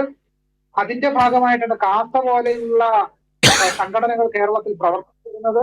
ഇതെല്ലാം വളരെ വളരെ ആസൂത്രിതമായിട്ട് തന്നെ നടന്നു വരുന്ന ശ്രമങ്ങളാണ്. അതിന്റെ ഭാഗമായിട്ടാണ് ഈ വിദ്യാലയങ്ങളിൽ ക്രിസ്തുമസ് ആഘോഷിക്കാൻ പാടില്ല എന്ന ആഹ്വാനം പുറത്തു വരുന്നത്. നോക്കൂ, നമ്മൾ ഈ സന്ദർഭത്തിൽ ഓർക്കേണ്ട ഒരു പ്രധാനപ്പെട്ട വ്യക്തിത്വം എന്ന് പറയുന്നത് നാരായണ ഗുരുസ്വാമികളെയാണ്. ഗുരുസ്വാമികൾ പറഞ്ഞ എന്താണ്? സഹോദരൻ അയ്യപ്പന് നേരെ ഹിംസാത്മകമായിട്ട് ബ്രാഹ്മണിസ്റ്റുകൾ ആക്രമണം അഴിച്ചുവിട്ട ഘട്ടത്തിൽ ഹിന്ദു വംശീയവാദികൾ, ബ്രാഹ്മണ്യ വംശീയവാദികൾ ആക്രമണം അഴിച്ചുവിട്ടപ്പോൾ സഹോദരൻ അയ്യപ്പനോട് നാരായണ ഗുരുസ്വാമികൾ പറഞ്ഞത്, നീ ക്രിസ്തുവിനെ പോലെ ക്ഷമിക്കണമെന്നാണ്. അപ്പൊ കേരളത്തിന്റെ ഏറ്റവും വലിയ തത്വവാക്യം എന്ന് പറയുന്നത് നാരായണ ഗുരുസ്വാമി ഉയർത്തിപ്പിടിച്ച തത്വവാക്യാണ്. എന്താണത്? ക്രിസ്തുവിനെ പോലെ ക്ഷമിക്കണം. കാരണം ഒരു ഉദാഹരണമോ മറ്റൊരു ഉപമയോ മറ്റൊരു രൂപകമോ അല്ല നാരായണ ഗുരുസ്വാമികൾ ഉപയോഗിച്ചത്. ക്രിസ്തുവിനെ പോലെ ക്ഷമിക്കണമെന്നാണ്. എന്ന് പറഞ്ഞാൽ ഗുരുസ്വാമികൾ ഉൾപ്പെടെ മതത്തെ, ഇപ്പം ജാതിഭേദം, മതദ്വേഷവും നമ്മൾ അരിയുപ്പുറത്തെ ആ വാക്യം നമ്മൾ എപ്പോഴും കേരള സമൂഹം മുഴുവൻ ഓർക്കുന്നൊരു വാക്യമാണ്. ജാതിഭേദം എന്നാണ് നാരായണ ഗുരുസ്വാമികൾ പറഞ്ഞത്. ജാതിഭേദം പാടില്ല. പക്ഷേ മതഭേദം എന്നുള്ള വാക്ക് നാരായണ ഗുരു ഉപയോഗിച്ചില്ല. മതവിദ്വേഷം പാടില്ല എന്നാണ്. അതായത് എല്ലാ മതങ്ങളെയും തുല്യമായി പരിഗണിക്കുന്ന, എല്ലാ വിശ്വാസങ്ങളെയും ബഹുമാനിക്കുന്ന ഒരു താല്പര്യം, ഒരു ജനാധിപത്യപരമായ മതേതരത്വ ചിന്താഗതി നാരായണ ഗുരുസ്വാമികൾ ഉയർത്തിപ്പിടിച്ചിട്ടുണ്ട് എന്നുള്ളതാണ്. അതുകൊണ്ടാണ് മതവിദ്വേഷം പാടില്ല എന്നാണ് ഗുരുസ്വാമികൾ പറഞ്ഞത്. യഥാർത്ഥത്തിൽ കേരളത്തിലെ ഹിന്ദുത്വവാദികൾ നാരായണ ഗുരുവിനെതിരെ കൂടിയാണ് ഈ പ്രവർത്തിക്കുന്നത്. ക്രിസ്തുമസ് ആഘോഷിക്കാൻ പാടില്ല എന്ന് പറയുന്നതിലൂടെ നാരായണ ഗുരുവിനെ തന്നെ കേരളത്തിലെ ഹിന്ദുത്വവാദികൾ എതിർക്കുന്നു. ക്രിസ്തുവിനെ പോലെ ക്ഷമിക്കണമെന്നാണ് നാരായണ ഗുരു പറഞ്ഞത്. അപ്പൊ ആ വാക്യം ഹിന്ദുത്വവാദികൾക്കും സ്വീകാര്യമല്ല എന്നുള്ളതാണ് നമ്മൾ മനസ്സിലാക്കേണ്ടത്. അപ്പൊ കേരളത്തിലും വർഗീയ വിഷം കലർത്താനുള്ള അതിശക്തമായ ശ്രമത്തിന്റെ ഭാഗമാണ്. ഒരു കാര്യം കൂടി നമ്മൾ കാണണം, ഈ രാംനാരായണൻ എന്ന് പറയുന്ന ആൾക്കൂട്ടാക്രമണം എന്ന് നമ്മൾ പൊതുവെ പറയുന്നുണ്ടെങ്കിലും യഥാർത്ഥത്തിൽ അത് അതിഭീകരമായ വംശീയ കൊലപാതകം എന്നുള്ള നിലയ്ക്ക് വേണം അടയാളപ്പെടുത്താൻ. കാരണം എന്തുകൊണ്ടാണ് രാംനാരായണൻ എന്ന് പറയുന്ന ആള് കൊല്ലപ്പെടാനുണ്ടായ കാരണം എന്താണ്? അദ്ദേഹത്തെ തല്ലിക്കൊല്ലാനിടയായ സാഹചര്യം എന്താണ്? ഒരു ബംഗാളി മുസ്ലിം ആണെന്നുള്ളതാണ് അദ്ദേഹത്തെ തല്ലിക്കൊല്ലാനിടയാക്കിയ കാരണം. അതിലെ ആളുകളെല്ലാം ഹിന്ദുത്വ വർഗീയവാദികൾ, ഹിന്ദുത്വ വംശീയവാദികളാണ് എന്നുള്ളത് ഇന്നിപ്പോ റിപ്പോർട്ടിലൂടെ, അന്വേഷണങ്ങളിലൂടെ നമുക്ക് പുറത്തായി കഴിഞ്ഞു ആ വാർത്ത. അപ്പൊ ഒരു മുസ്ലിമിന്, ഒരു ന്യൂനപക്ഷത്തെ വിഭാഗത്തിൽപ്പെട്ട ആൾക്ക് കേരളത്തിൽ പോലും ജീവിക്കാൻ അവകാശമില്ലെന്ന് പറയുന്ന രീതിയിലേക്ക് ഈ വംശീയ വിദ്വേഷം അതിഭീകരമായി പടരുന്നൊരു നിലയിലേക്ക് എത്തിച്ചേർന്നിരിക്കുകയാണ്. അപ്പൊ കേരളം പോലെ ഒരു സ്ഥലത്ത് ഈ പറയുന്ന വംശീയ വിദ്വേഷം പടർത്തി മനുഷ്യരെ വിഭജിക്കുന്നതിനുള്ള ഹിന്ദുത്വ രാഷ്ട്രീയം പടർത്തുകയാണ് ചെയ്യുന്നത്. അപ്പൊ തീർച്ചയായും ഇതൊരു തരത്തിൽ നമുക്ക് അനുവദിച്ചു ഞാൻ കൂടാൻ കഴിയാത്ത ഞാൻ ഒരു തിരിച്ചെത്താം കാര്യമാണ്. Doctor T S Shyamkumar. Father Jiji Thomson, കേൾക്കുന്നില്ലേ ഇതൊക്കെ? മണിപ്പൂരിൽ നാം കണ്ടതാണ്. ഗ്രഹാം സ്റ്റെയിൻസിൻ്റെ കാര്യം ഇപ്പോൾ ശ്രീ ശ്യാംകുമാർ പറഞ്ഞത്, അങ്ങനെ അനുഭവങ്ങളിൽ നിരവധിയുണ്ട്. ഈ ഇരിക്കുന്ന PJ അടക്കമുള്ളവർ ഇത്തരത്തിൽ RSSൻ്റെ ക്രൂരമായ ആക്രമണങ്ങൾക്ക് വിധേയമായവരാണ്, ജീവിക്കുന്ന രക്തസാക്ഷിത്വം പേർന്നവരാണ്. പിന്നെ രക്തസാക്ഷി ഇങ്ങനെ മതേതരത്വം ഇടതുപക്ഷമൊക്കെ ഹൃദയം കൊടുത്ത് നേടിയെടുത്ത ഈ സമാധാന അന്തരീക്ഷത്തെ വീണ്ടും അസ്വസ്ഥപ്പെടുത്താനാണ് ശ്രമിക്കുന്നത്. അപ്പോഴും കാസ പോലെയുള്ള ചിലർ അതിന് കൂട്ടുനിൽക്കുന്നതും അവരെ അരമനയിൽ വിളിക്കുന്നതുമൊക്കെ നാം കാണുന്നുണ്ട്, കേൾക്കുന്നുണ്ട്. അതുകൂടി ഈ ഘട്ടത്തിൽ ഓർക്കേണ്ടതാണ്. ശ്രീ ഫാദർ.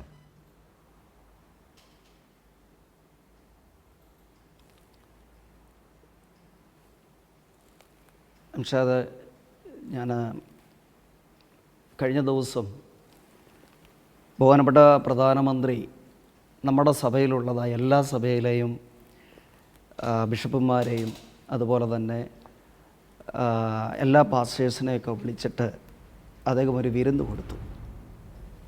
വിരുന്ന് കൊടുത്തതിന് ശേഷം ഏകദേശം ഒരു 24 മണിക്കൂർ കഴിഞ്ഞില്ല, അപ്പോഴത്തേക്കും ഇവിടെ എന്താ ഉണ്ടായത്?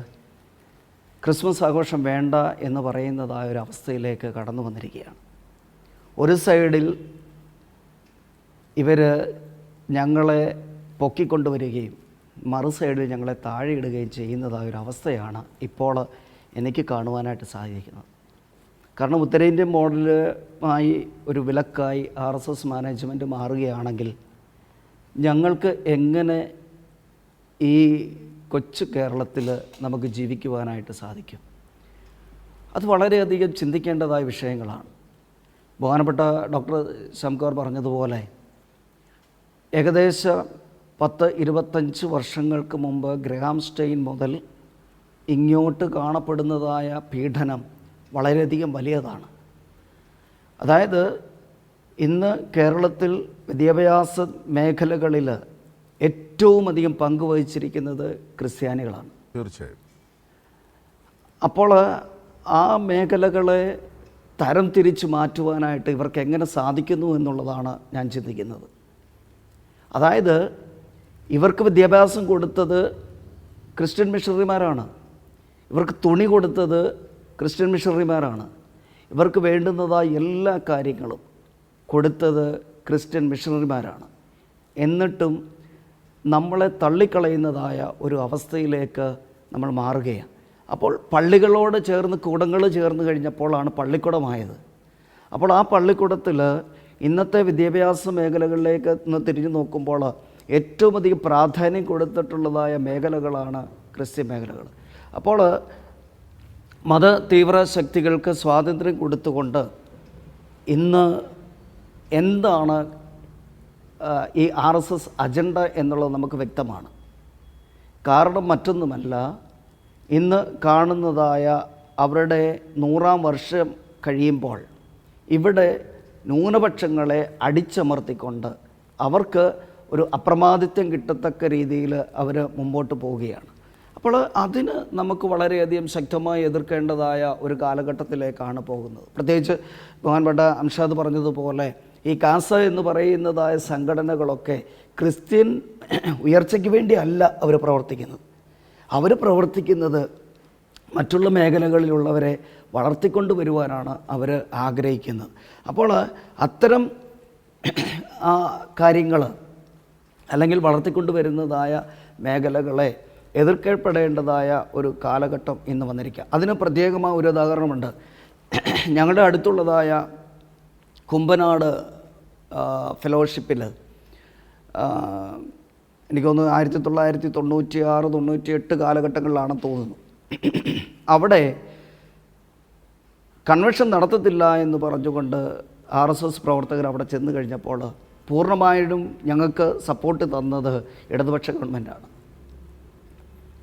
അതുപോലെ തന്നെ പല മേഖലകളിലും ഞങ്ങൾക്കെതിരെ പ്രവർത്തിക്കുമ്പോൾ ഇതിനൊക്കെയും സപ്പോർട്ട് തരുന്നത് ഇടതുപക്ഷ ഗവൺമെൻറ്റാണ്. പക്ഷേ അതിനകത്ത് വേറൊരു കാര്യം കൂടി നമുക്ക് കാണേണ്ടതായിട്ടുണ്ട്. ഒരു വേർതിരിവിൻ്റെ വിത്തുകൾ ഇവർ വിതറുകയാണ്. ജനങ്ങൾ തമ്മിലുള്ളതായ ആ ഒരു സ്നേഹബന്ധത്തെ അവർ തച്ചുടയ്ക്കുകയാണ് ചെയ്യുന്നത്. അപ്പോൾ ആ തച്ചുടയ്ക്കുന്നതായ അവസ്ഥയിൽ നിന്ന് ഞങ്ങൾക്ക് ഉയർത്തെഴുന്നേൽക്കേണ്ടതായിട്ടുണ്ട്. അതിന് ഞങ്ങളെ സപ്പോർട്ട് ചെയ്യുന്ന അനേക വ്യക്തിത്വങ്ങളും അനേക രാഷ്ട്രീയ സാമൂഹിക രംഗങ്ങളിൽ പ്രവർത്തിക്കുന്നവരൊക്കെ ഞങ്ങളുടെ കൂടെയുണ്ട്. അതുകൊണ്ട് ഞങ്ങൾക്ക് ബലമാണ്.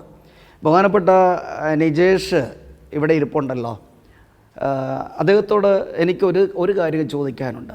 ഈ ഛത്തീസ്ഗഡിൽ ബഹുമാനപ്പെട്ട കന്യാസ്ത്രീമാരെ ആക്രമിക്കുകയും അതുപോലെ തന്നെ മറ്റുള്ള ആ മേഖലകളിലുള്ള പാസ്റ്റേഴ്സിനെ ആക്രമിക്കുകയും ഒക്കെ ചെയ്തപ്പോൾ നിങ്ങൾ എന്ത് ചെയ്തു എന്നുള്ളത് കൂടി ഇവിടെ ഒന്ന് വെളിപ്പെടുത്തേണ്ടത് ആവശ്യമാണ്.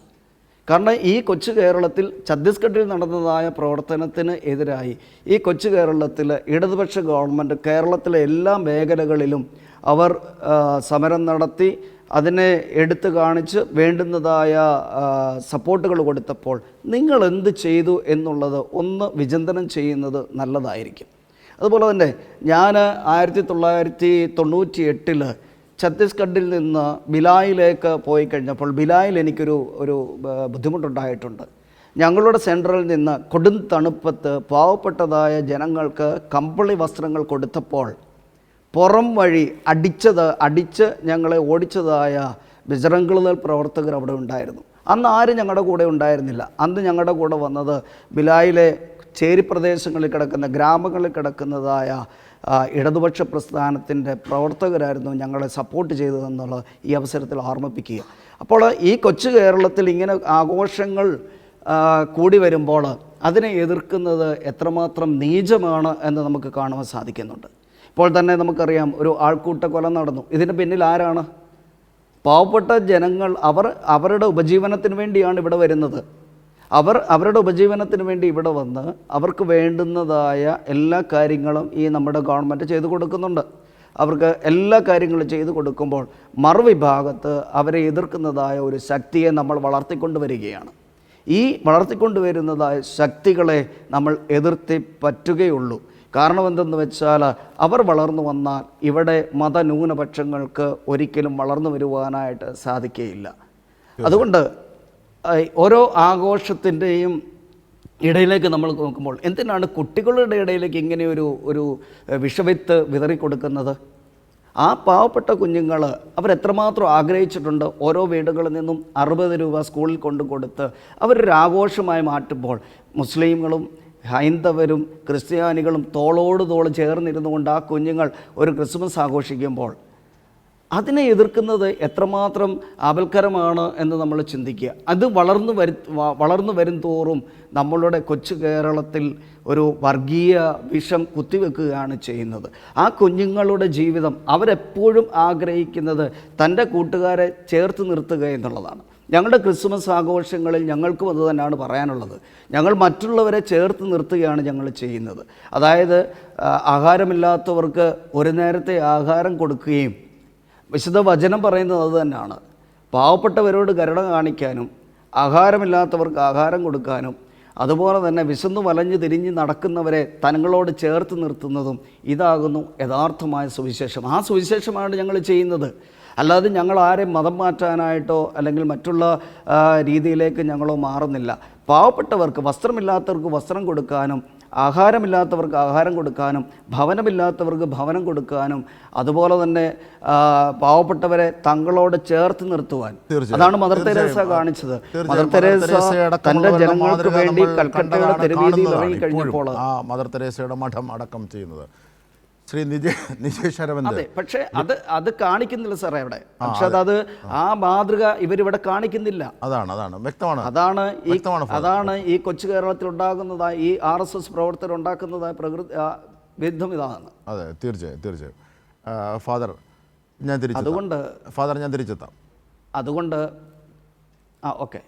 നിജേഷ് അരവിന്ദ്, ഇവിടെ നാരായണ ഗുരുവും ചട്ടമ്പിസ്വാമികളും ഒക്കെ കൊളുത്തിവെച്ച നവോത്ഥാനത്തിൻ്റെ തുടർച്ചയെ വളരെ ഗംഭീരമാക്കി ഇടതുപക്ഷം മതേതര മനസ്സുകൾ ഒക്കെ കൊണ്ടുപോയതുപോലെ വലിയൊരു റോള് അത് സംരക്ഷിക്കാൻ ചെയ്തത് മിഷണറിമാരാണ്. കാരണം വിദ്യാഭ്യാസം, ആതുര സേവനം, ഇതൊക്കെ നമുക്ക് ഒഴിച്ചുകൂടാൻ പറ്റാത്തതാണ്. അവരുടെ ഇടയിൽ തന്നെ പല വിധത്തിലുമുള്ള വിധ്വംസക പ്രവർത്തനം ഇറക്കുമതി ചെയ്യുന്നു, അവരെ ദ്രോഹിക്കുന്നു. ഇപ്പോൾ പറഞ്ഞത് കേരളത്തിലും മറ്റ് കോൺഗ്രസിനും ബി ജെ പിക്കും ഒക്കെയുള്ള സ്വാധീനമുള്ള സംസ്ഥാനങ്ങളിലും അവർ നേരിടുന്നതിലെ താരതമ്യം ഈ ഫാദർ പറഞ്ഞു. അദ്ദേഹത്തിൻ്റെ അനുഭവത്തിൽ നിന്നാണ് പറഞ്ഞത്. അദ്ദേഹം ഒരു രാഷ്ട്രീയക്കാരനല്ല, ഒരു മതപുരോഹിതനാണ്.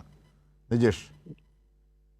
നിമിഷതെ, നമ്മളൊക്കെ കോളേജിൽ പഠിക്കുമ്പോൾ കേട്ടൊരു മുദ്രാവാക്യമുണ്ട്: പാലായിലെ പാതിരിമാർക്കും കോട്ടയത്തെ ചേട്ടന്മാർക്കും പാലക്കാട്ടെ പട്ടന്മാർക്കും കോഴിക്കോട്ടെ കോയമാർക്കും കേരളത്തിലെ വിദ്യാഭ്യാസം അടിയറ വെച്ച UDF എന്ന് വിളിച്ച ആളുകളുടെ പേര് SFI എന്നാണ്.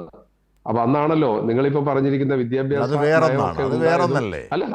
അല്ല നിങ്ങൾ ഈ വിദ്യാഭ്യാസത്തിന്റെ ഇതൊക്കെ പറയുമ്പോൾ അത് കൊടുത്തിരിക്കുന്ന ആ വഴിയിലേക്ക് ഓരോ മതത്തിനെയും സോഷ്യൽ ഇൻസ്റ്റിറ്റ്യൂഷൻസ് തുടങ്ങാൻ വേണ്ടി കൊണ്ടുവന്ന ഒരു നയം ഉണ്ടായിരുന്നു. ഭരണഘടന നൽകുന്ന അല്ല ജിംഷാദെ, 4 പേര് ശ്രീ P. ജയരാജൻ 20 മിനിറ്റ് സംസാരിച്ചപ്പോൾ താങ്കൾ മിണ്ടിയില്ലല്ലോ. ഞാനൊന്നും പറയുന്നത് കേൾക്കില്ല. എനിക്കൊരു അഭിപ്രായം അജിംഷാദ്, എന്റെ അഭിപ്രായത്തിൽ വ്യത്യാസം ഉണ്ടെങ്കിൽ നിങ്ങൾക്ക് പറയാം. ഞാൻ അദ്ദേഹം ഏത് സഭയുടെ ആളാണെന്ന് അറിയില്ല. ഫാദർ നിങ്ങളൊന്ന് കാണുക. ഫാദർ ഇപ്പോ കുറച്ചൊക്കെ സേഫ് ആയ ഒരു കണ്ടീഷനിലാണല്ലോ നിൽക്കുന്നത്. ഫാദർ ആലോചിക്കുക, ആദ്യ കുർബാനയില്ലാത്ത, മാമോദീസയില്ലാത്ത, സൺഡേ കുർബാനയില്ലാത്ത, സെമിത്തേരി ഇല്ലാത്ത ഒരു വിഭാഗം ഇന്ന് ഇന്ത്യ രാജ്യത്തുണ്ട്. അത് മണിപ്പൂർ എന്ന് പറയുന്ന സംസ്ഥാനത്ത് 300-ലധികം ക്രിസ്ത്യൻ ചർച്ചുകൾ തകർക്കപ്പെട്ട് അവരൊക്കെ ദുരിതാശ്വാസ ക്യാമ്പിൽ താമസിക്കുന്ന സംസ്ഥാനമാണ്. ഫാദർ ഒന്ന് അന്വേഷിച്ച് നോക്കുക. നിങ്ങളിപ്പോ കോൺഗ്രസിനെ കുറ്റം പറഞ്ഞു, നിങ്ങൾ എന്ത് ചെയ്യുകയായിരുന്നല്ലോ ചോദിച്ചല്ലോ. അവിടേക്ക് ആദ്യം എത്തിയതും ഇന്നും എത്തിക്കൊണ്ടിരിക്കുന്നതും സഹായങ്ങൾ ചെയ്ത രാഷ്ട്രീയ പ്രസ്ഥാനത്തിന്റെ പേര് ഇന്ത്യൻ നാഷണൽ കോൺഗ്രസ് എന്നും ആ വ്യക്തിയുടെ പേര് രാഹുൽ ഗാന്ധി എന്നാണ്. വെറുതെ പറയുന്നതല്ല. തോക്കുകൾ ഈ BJP ഗവൺമെന്റ് തോക്കെടുത്ത് AK-47 എടുത്ത് വെടിവെച്ച് കൊല്ലാൻ വേണ്ടി എടുത്തു കൊടുക്കുമ്പോൾ ആ കൊലപാതകം നടത്തിയിടയ്ക്ക് ഒരിക്കലും പോവരുത് എന്ന് പറഞ്ഞിടത്തേക്ക് പോയതാണ്. നിങ്ങളിങ്ങനെ ഒരു അവസരം കിട്ടുമ്പോൾ ഇന്ത്യൻ നാഷണൽ കോൺഗ്രസിനെ ആക്ഷേപിച്ച് സംസാരിക്കുമ്പോൾ ഒന്ന് സ്വയം ശ്രദ്ധിക്കുന്നത് അദ്ദേഹത്തിന് കോൺഗ്രസ് എന്ത് ചെയ്തു എന്ന് ഫാദർ കേരളത്തിലെ എന്റെ നാട്ടിൽ കോഴിക്കോട് ഒളവണ്ണയിൽ RSSകാർ ഈ കന്യാസ്ത്രീകളെ അടിച്ചോടിച്ചൊരു കാലം ഉണ്ടായിരുന്നു. 10-15 കൊല്ലം മുമ്പാണ്. അന്നും ഞാൻ ഇടതുപക്ഷത്തെ മാറ്റി പറയുന്നില്ല. ഒരേ സമയത്ത് ഇടതുപക്ഷവും കോൺഗ്രസും ഉൾപ്പെടെയുള്ള ആളുകളാണ് അവർക്ക് സംരക്ഷണം കൊടുത്തത്. ഛത്തീസ്ഗഡിൽ അല്ല ഫാദർ, ഛത്തീസ്ഗഡിൽ ഉണ്ടായിരുന്നു, കോൺഗ്രസ് ഉണ്ടായിരുന്നു. കോൺഗ്രസ് അവിടെ MP-മാരെ ഹൈബിയുടെയും ഡീൻ ഉൾപ്പെടെയുള്ള ആളുകൾ എങ്ങോട്ട് അയച്ചു, രാജ്യസഭ MP-മാർ അങ്ങോട്ട് പോയി ആ കാര്യങ്ങളൊക്കെ ചെയ്തു. മധ്യപ്രദേശിൽ അടക്കം ഉള്ളവർ അവിടേക്ക് ഓടിപ്പോയി. എത്തിയ ആളുകളൊന്നും ആക്ഷേപിക്കല്ല. ഫാദർ ഇവിടെ ഇരുന്ന് പറയുന്നത് കേട്ടാൽ തോന്നുന്നത് അവിടെ ആകെ എത്തിയത് ഇടതുപക്ഷക്കാരായിരുന്നു. ദയവ് ചെയ്ത് ഇപ്പൊ ഞാനൊരു രാഷ്ട്രീയക്കാരനാണ്, P. ജയരാജൻ രാഷ്ട്രീയക്കാരനാണ്. പക്ഷെ അദ്ദേഹം ഒരു മത മേലധ്യക്ഷൻ പദവിയിൽ ഇരിക്കുന്ന ആളാണ്. ആ ഇരിക്കുന്ന സ്ഥലത്ത് ഒരു രാഷ്ട്രീയ പാർട്ടിയെ അദ്ദേഹം ആക്ഷേപിച്ചുകൊണ്ടോ കളിയാക്കിയോ പറഞ്ഞാൽ അതിനെ ക്വസ്റ്റ്യൻ ചെയ്യേണ്ട ഉത്തരവാദിത്വം ഫാദറോട് വളരെ വളരെ വിനയത്തോടു കൂടി പറയുന്നു. ഫാദറെ, ഞാൻ പറഞ്ഞു എന്റെ അനുഭവമാണ് ഞാൻ റബ്ബറിന് 300 രൂപ കിട്ടിയാൽ ഞങ്ങൾ എവിടെയും കുത്തും. ലവ് ജിഹാദും നാർക്കോട്ടിക് ജിഹാദും ഈ സമൂഹത്തിനകത്ത് വേർതിരിവ് ഒപ്പം ആളുകളുണ്ട്. നരേന്ദ്രമോദിക്ക് ഞാൻ എന്റെ അനുഭവമാണ് ഞാൻ പറഞ്ഞത്. അല്ല, സുരേഷ് ഗോപിയെ 2 കൈ നീട്ടി സ്വീകരിച്ച ആളുകൾ, അദ്ദേഹം കൊടുത്ത എന്താ മറ്റേ ഇല്ലാത്ത സാധനം ഉണ്ടല്ലോ, സ്വർണം എന്ന് പറഞ്ഞ് കൊടുത്ത സാധനമൊക്കെ, അതൊക്കെ സ്വീകരിക്കുന്ന സമയത്ത് ഇന്നും നരേന്ദ്രമോദിയുടെ ആതിഥ്യം അരുളിക്കൊണ്ട് അവരുടെ താഴെ ആരെങ്കിലും കാത്തു നിൽക്കുന്നുണ്ടെങ്കിൽ മനസ്സിലാക്കുക. അവരെയും അദ്ദേഹം എതിർത്തു. അങ്ങനെയുള്ള ചിലരുണ്ട്, അവരെ എതിർത്തു. ആ കാസക്കാർ ഈ ക്രിസ്തീയ സമൂഹത്തെ പ്രതിനിധീകരിക്കുന്നവരല്ല എന്ന് പറയുന്നു. അതായത് 2 പറഞ്ഞു തീർന്നില്ല. ശ്രീ P. ജയരാജൻ സഹോ പറഞ്ഞ എനിക്ക് ഒരുപാട് മറുപടി പറയാനുണ്ട്. അദ്ദേഹം പ്രസംഗിച്ച കാര്യങ്ങൾ ഞാൻ ഇത്രേ പറയുന്നുള്ളൂ. ഫാദറാണ്. ഇവിടെ ക്രിസ്തീയ സഭയ്ക്ക് അല്ലെങ്കിൽ ക്രിസ്തീയ സമൂഹത്തിന് എന്ത് പ്രാധാന്യമാണ് ഈ കൊച്ചു കേരളത്തിൽ കൊടുക്കുന്നത്? അതായത് ഞങ്ങൾ ഇവിടെ ആരാധിക്കുന്ന ആർക്കും ബുദ്ധിമുട്ടുണ്ടാക്കുന്നില്ല, ആരോടും ആരുടെ വീടുകളിലേക്ക് കയറി ചെല്ലുന്നില്ല. ഞങ്ങൾ ഒരു ആരാധനാലയം ഉണ്ടാക്കി അവിടെ ശുശ്രൂഷിക്കുമ്പോൾ ഇത് അടിച്ചു തകർക്കുമ്പോൾ എന്തുകൊണ്ട് രാഷ്ട്രീയ നേതാക്കന്മാരും രാഷ്ട്രീയ പ്രഭുക്കന്മാരും എന്തുകൊണ്ട് വായും പൊളിച്ച് നോക്കി നിൽക്കുന്നു എന്ന് മാത്രമേ ഞാൻ ചോദിക്കുന്നുള്ളൂ. ഫാദർ, അങ്ങനെ ഒരു ഇവിടെ നടക്കുന്നതായി ഇന്ത്യ ഇപ്പൊ തന്നെ രാജ്യത്ത് ഈ സ്കൂളിൽ ഒരു ഉണ്ടാവുമെങ്കിൽ വിഷയം അതിനെ നടന്നു. എതിർക്കുന്നവർ ഞങ്ങളാണ്. കുഞ്ഞുങ്ങളുടെ ഉള്ളിലേക്ക് കുഞ്ഞുങ്ങളുടെ ഉള്ളിലേക്ക് മതവിദ്വേഷം മതവിദ്വേഷം കുത്തി കൊടുത്തപ്പോൾ എന്തുകൊണ്ട് അവിടെ ഒരു പ്രതികരണം വന്നില്ല? ഇന്ന് ഏതെങ്കിലും ഒരു ചാനൽ ചർച്ചകളിലോ അല്ലെങ്കിൽ ചാനലുകളിലോ വാർത്തകളിലോ ഇത് വന്നിട്ടുണ്ടോ? എന്തുകൊണ്ട് നമ്മൾ പ്രതികരിച്ചില്ല? ഇതാണ് ഇവിടുത്തെ ഏറ്റവും വലിയ കുഴപ്പം. നമ്മൾക്ക് പ്രതികരണ ശേഷി ആശങ്കയുടെ സമൂഹത്തിന്റെ പ്രതികരണമാണ് മറയ്ക്കുന്നതായ ഒരു അവസ്ഥയാണ്. ഒരു ഘട്ടത്തിലും പറയരുത് ഫാദർ. കേരളത്തിൽ വന്ന് ദയവേത് അങ്ങനെ സംസാരിക്കരുത്. ഞങ്ങൾ റിക്വസ്റ്റ് ചെയ്യാണ്. കേരളത്തിൽ നമ്മളൊക്കെ ആരെങ്കിലും ഇന്ത്യൻ കോൺഗ്രസ് അല്ലെങ്കിൽ CPM ഒക്കെ പോയിട്ട് ഇവരുടെ ഈ RSS അജണ്ടയ്ക്ക് നിന്ന് കൊടുക്കുന്നത് നിങ്ങൾക്ക് പറഞ്ഞു കഴിഞ്ഞാൽ അതൊക്കെ DYFI എതിർത്തു, വിദ്യാഭ്യാസ വകുപ്പ് മന്ത്രി താക്കീത് നടക്കി. പക്ഷേ യൂത്ത് കോൺഗ്രസും ഒന്നും അത്തരത്തിൽ ഇടപെട്ട് കണ്ടില്ല എന്നായിരിക്കും ഫാദർ ഉദ്ദേശിച്ചത്. അല്ല, അത് ആയിക്കോട്ടെ. ഞാൻ അജിംഷാ, ഞാൻ ഇവിടെ പൊളിറ്റിക്സ് പറയാനല്ല ഉദ്ദേശിക്കുന്നത്. ഫാദർ പോലുള്ള ആളുകൾ കേരളത്തിനകത്ത് RSSന്റെ അജണ്ടയ്ക്ക് നിന്ന് കൊടുക്കാൻ, ഞാൻ വളരെ കൃത്യമായി പറയാം, RSSന്റെ അജണ്ടയ്ക്ക് നിന്ന് കൊടുക്കാൻ തൽക്കാലമായിട്ട് ഇപ്പോ CPM-ന്റെ ഇപ്പോഴത്തെ നയകാര്യങ്ങളൊന്നും ഞാൻ പറയുന്നില്ല. ഒരു കാലത്ത് CPM-ഉം ഇപ്പോഴുള്ള കോൺഗ്രസും ഒന്നും അതിന് തയ്യാറായിട്ടില്ല.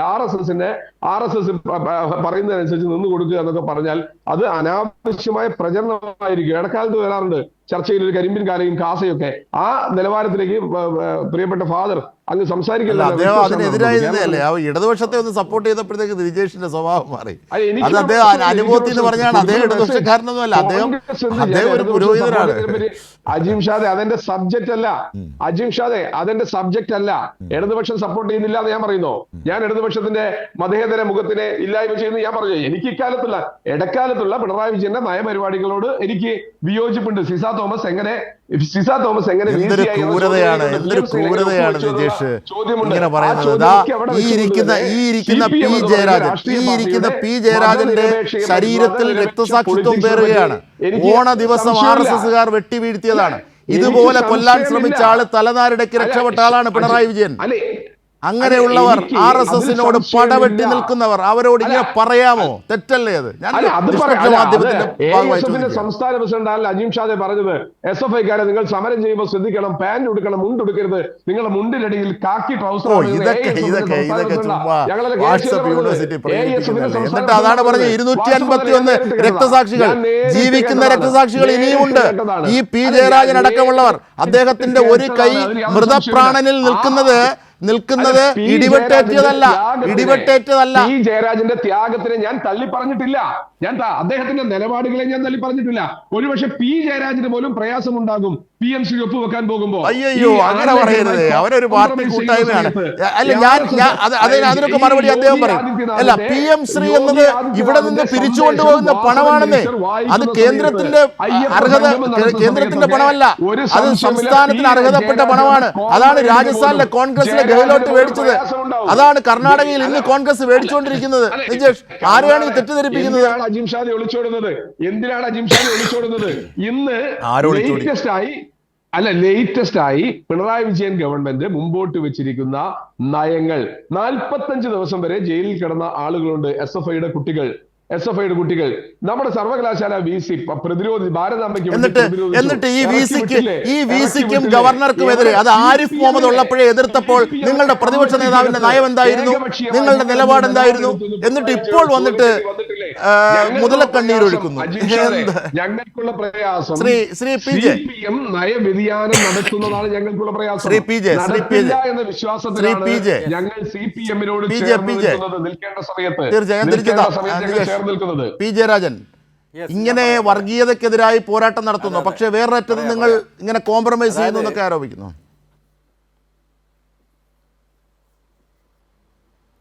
അതിൽ ഞാൻ നേരത്തെ പറഞ്ഞ വാദങ്ങളിലൊക്കെ അതിന് ഇവിടെ കോൺഗ്രസിൻ്റെ വക്താവ് നിജേഷ് പറഞ്ഞതിന് മറുപടിയുണ്ട്. ഞാനിപ്പോൾ പറയുന്നത് എന്താണെന്ന് പറഞ്ഞാൽ, ഈ ചർച്ച യഥാർത്ഥത്തിൽ ക്രിസ്മസ് ആഘോഷവുമായി ബന്ധപ്പെട്ടുകൊണ്ട് കേരളത്തിൽ RSS ഉയർത്തുന്ന വെല്ലുവിളി, ഭീഷണി, അതിനോടാണല്ലോ ഫാദർ പ്രതികരിച്ചത്. അതെ അതെ അതെ. ഈ കോൺഗ്രസ് നേതാവ് ആ ഘട്ടത്തിലും എന്താ പറയുന്നത്? PMC, പിന്നെ PMCയെ പറ്റി പറയുക, പിന്നെ മോദിയും പിണറായിയും തമ്മിലുള്ള ബന്ധം, ലാവലിംഗ് കേസ്, ഇതൊക്കെയാണല്ലോ പറയുന്നത്.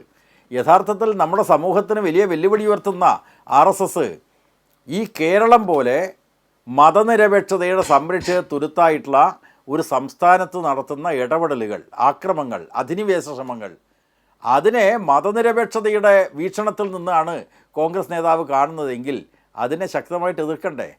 ശക്തമായിട്ട് എതിർത്ത വല്ല വാക്കും വന്നോ? ഈ പ്രേക്ഷകർ മനസ്സിലാക്കണം, ഇതാണ് കോൺഗ്രസ്, ഇതാണ് അവരുടെ അഴകുടമ്പൻ സമീപനം. യഥാർത്ഥത്തിൽ അദ്ദേഹം തുടങ്ങേണ്ടത് എവിടെയാ? എന്റെ വാക്കുകൾക്കിടയിൽ കേരളം പോലുള്ള സംസ്ഥാനത്തിൽ ക്രിസ്മസ് ആഘോഷത്തിന് നേരെ ഭീഷണി ഉയർത്തുന്നു. വിദ്യാർത്ഥികൾക്കിടയിൽ തന്നെ ക്രിസ്മസ് ആഘോഷം നടത്തുന്ന നീക്കം വരുമ്പോൾ അതിനെ പ്രതിരോധിക്കാൻ വേണ്ടി RSS സമ്മർദ്ദം നടത്തുന്നു എന്ന കാര്യം ഇവിടെ ചർച്ച ചെയ്യുമ്പോൾ CPM-നെ കുറ്റപ്പെടുത്തുക, PMCയെ പറ്റി പറയുക, പിണറായിയെ പറ്റി പറയുക, ഇത് യഥാർത്ഥത്തിൽ കോൺഗ്രസ് അകപ്പെട്ട അങ്ങേയറ്റം ശരിയല്ലാത്തൊരു നിലപാടിന്റെ ഫലമാണ്. ഇവിടെ നിങ്ങൾ നോക്കൂ, ഇവിടെ ഞാൻ പറയട്ടെ നിങ്ങൾക്ക് പറയാനുള്ള അവസരത്തിൽ നിങ്ങൾ പറഞ്ഞു. ഞാനിവിടെ പറയുന്നത് ഞാൻ പൂർണ്ണമാക്കട്ടെ. അതായത് എൻ്റെ ഫാദർ ഇവിടെ സൂചിപ്പിച്ചതുപോലെ, ഫാദർ GG തോംസൺ പറഞ്ഞതുപോലെ, RSSൻ്റെ രൂപീകരണത്തിൻ്റെ 100ാം വർഷത്തിൻ്റെ വാർഷികാഘോഷം നടക്കുന്ന ഘട്ടത്തിൽ നാനാ മേഖലയിൽ അവരിടപെടുന്നു, അക്രമം നടത്തുന്നു. അതിൻ്റെ ഭാഗം ഇതാ ഈ രാഷ്ട്രീയ സ്വയം സേവക് സംഘടനയുടെ 100 വർഷം സേവനത്തിൻ്റെയും അതിനകത്ത് ഫാദർ പറഞ്ഞ വിഷയമടക്കം പ്രതിപാദിക്കുന്നുണ്ട്. എന്താണെന്നറിയോ?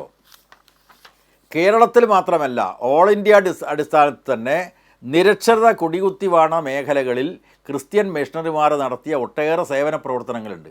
ഞാൻ MLA ആയ ഘട്ടത്തിൽ നാഗാലാൻഡിൽ പോയിരുന്നു.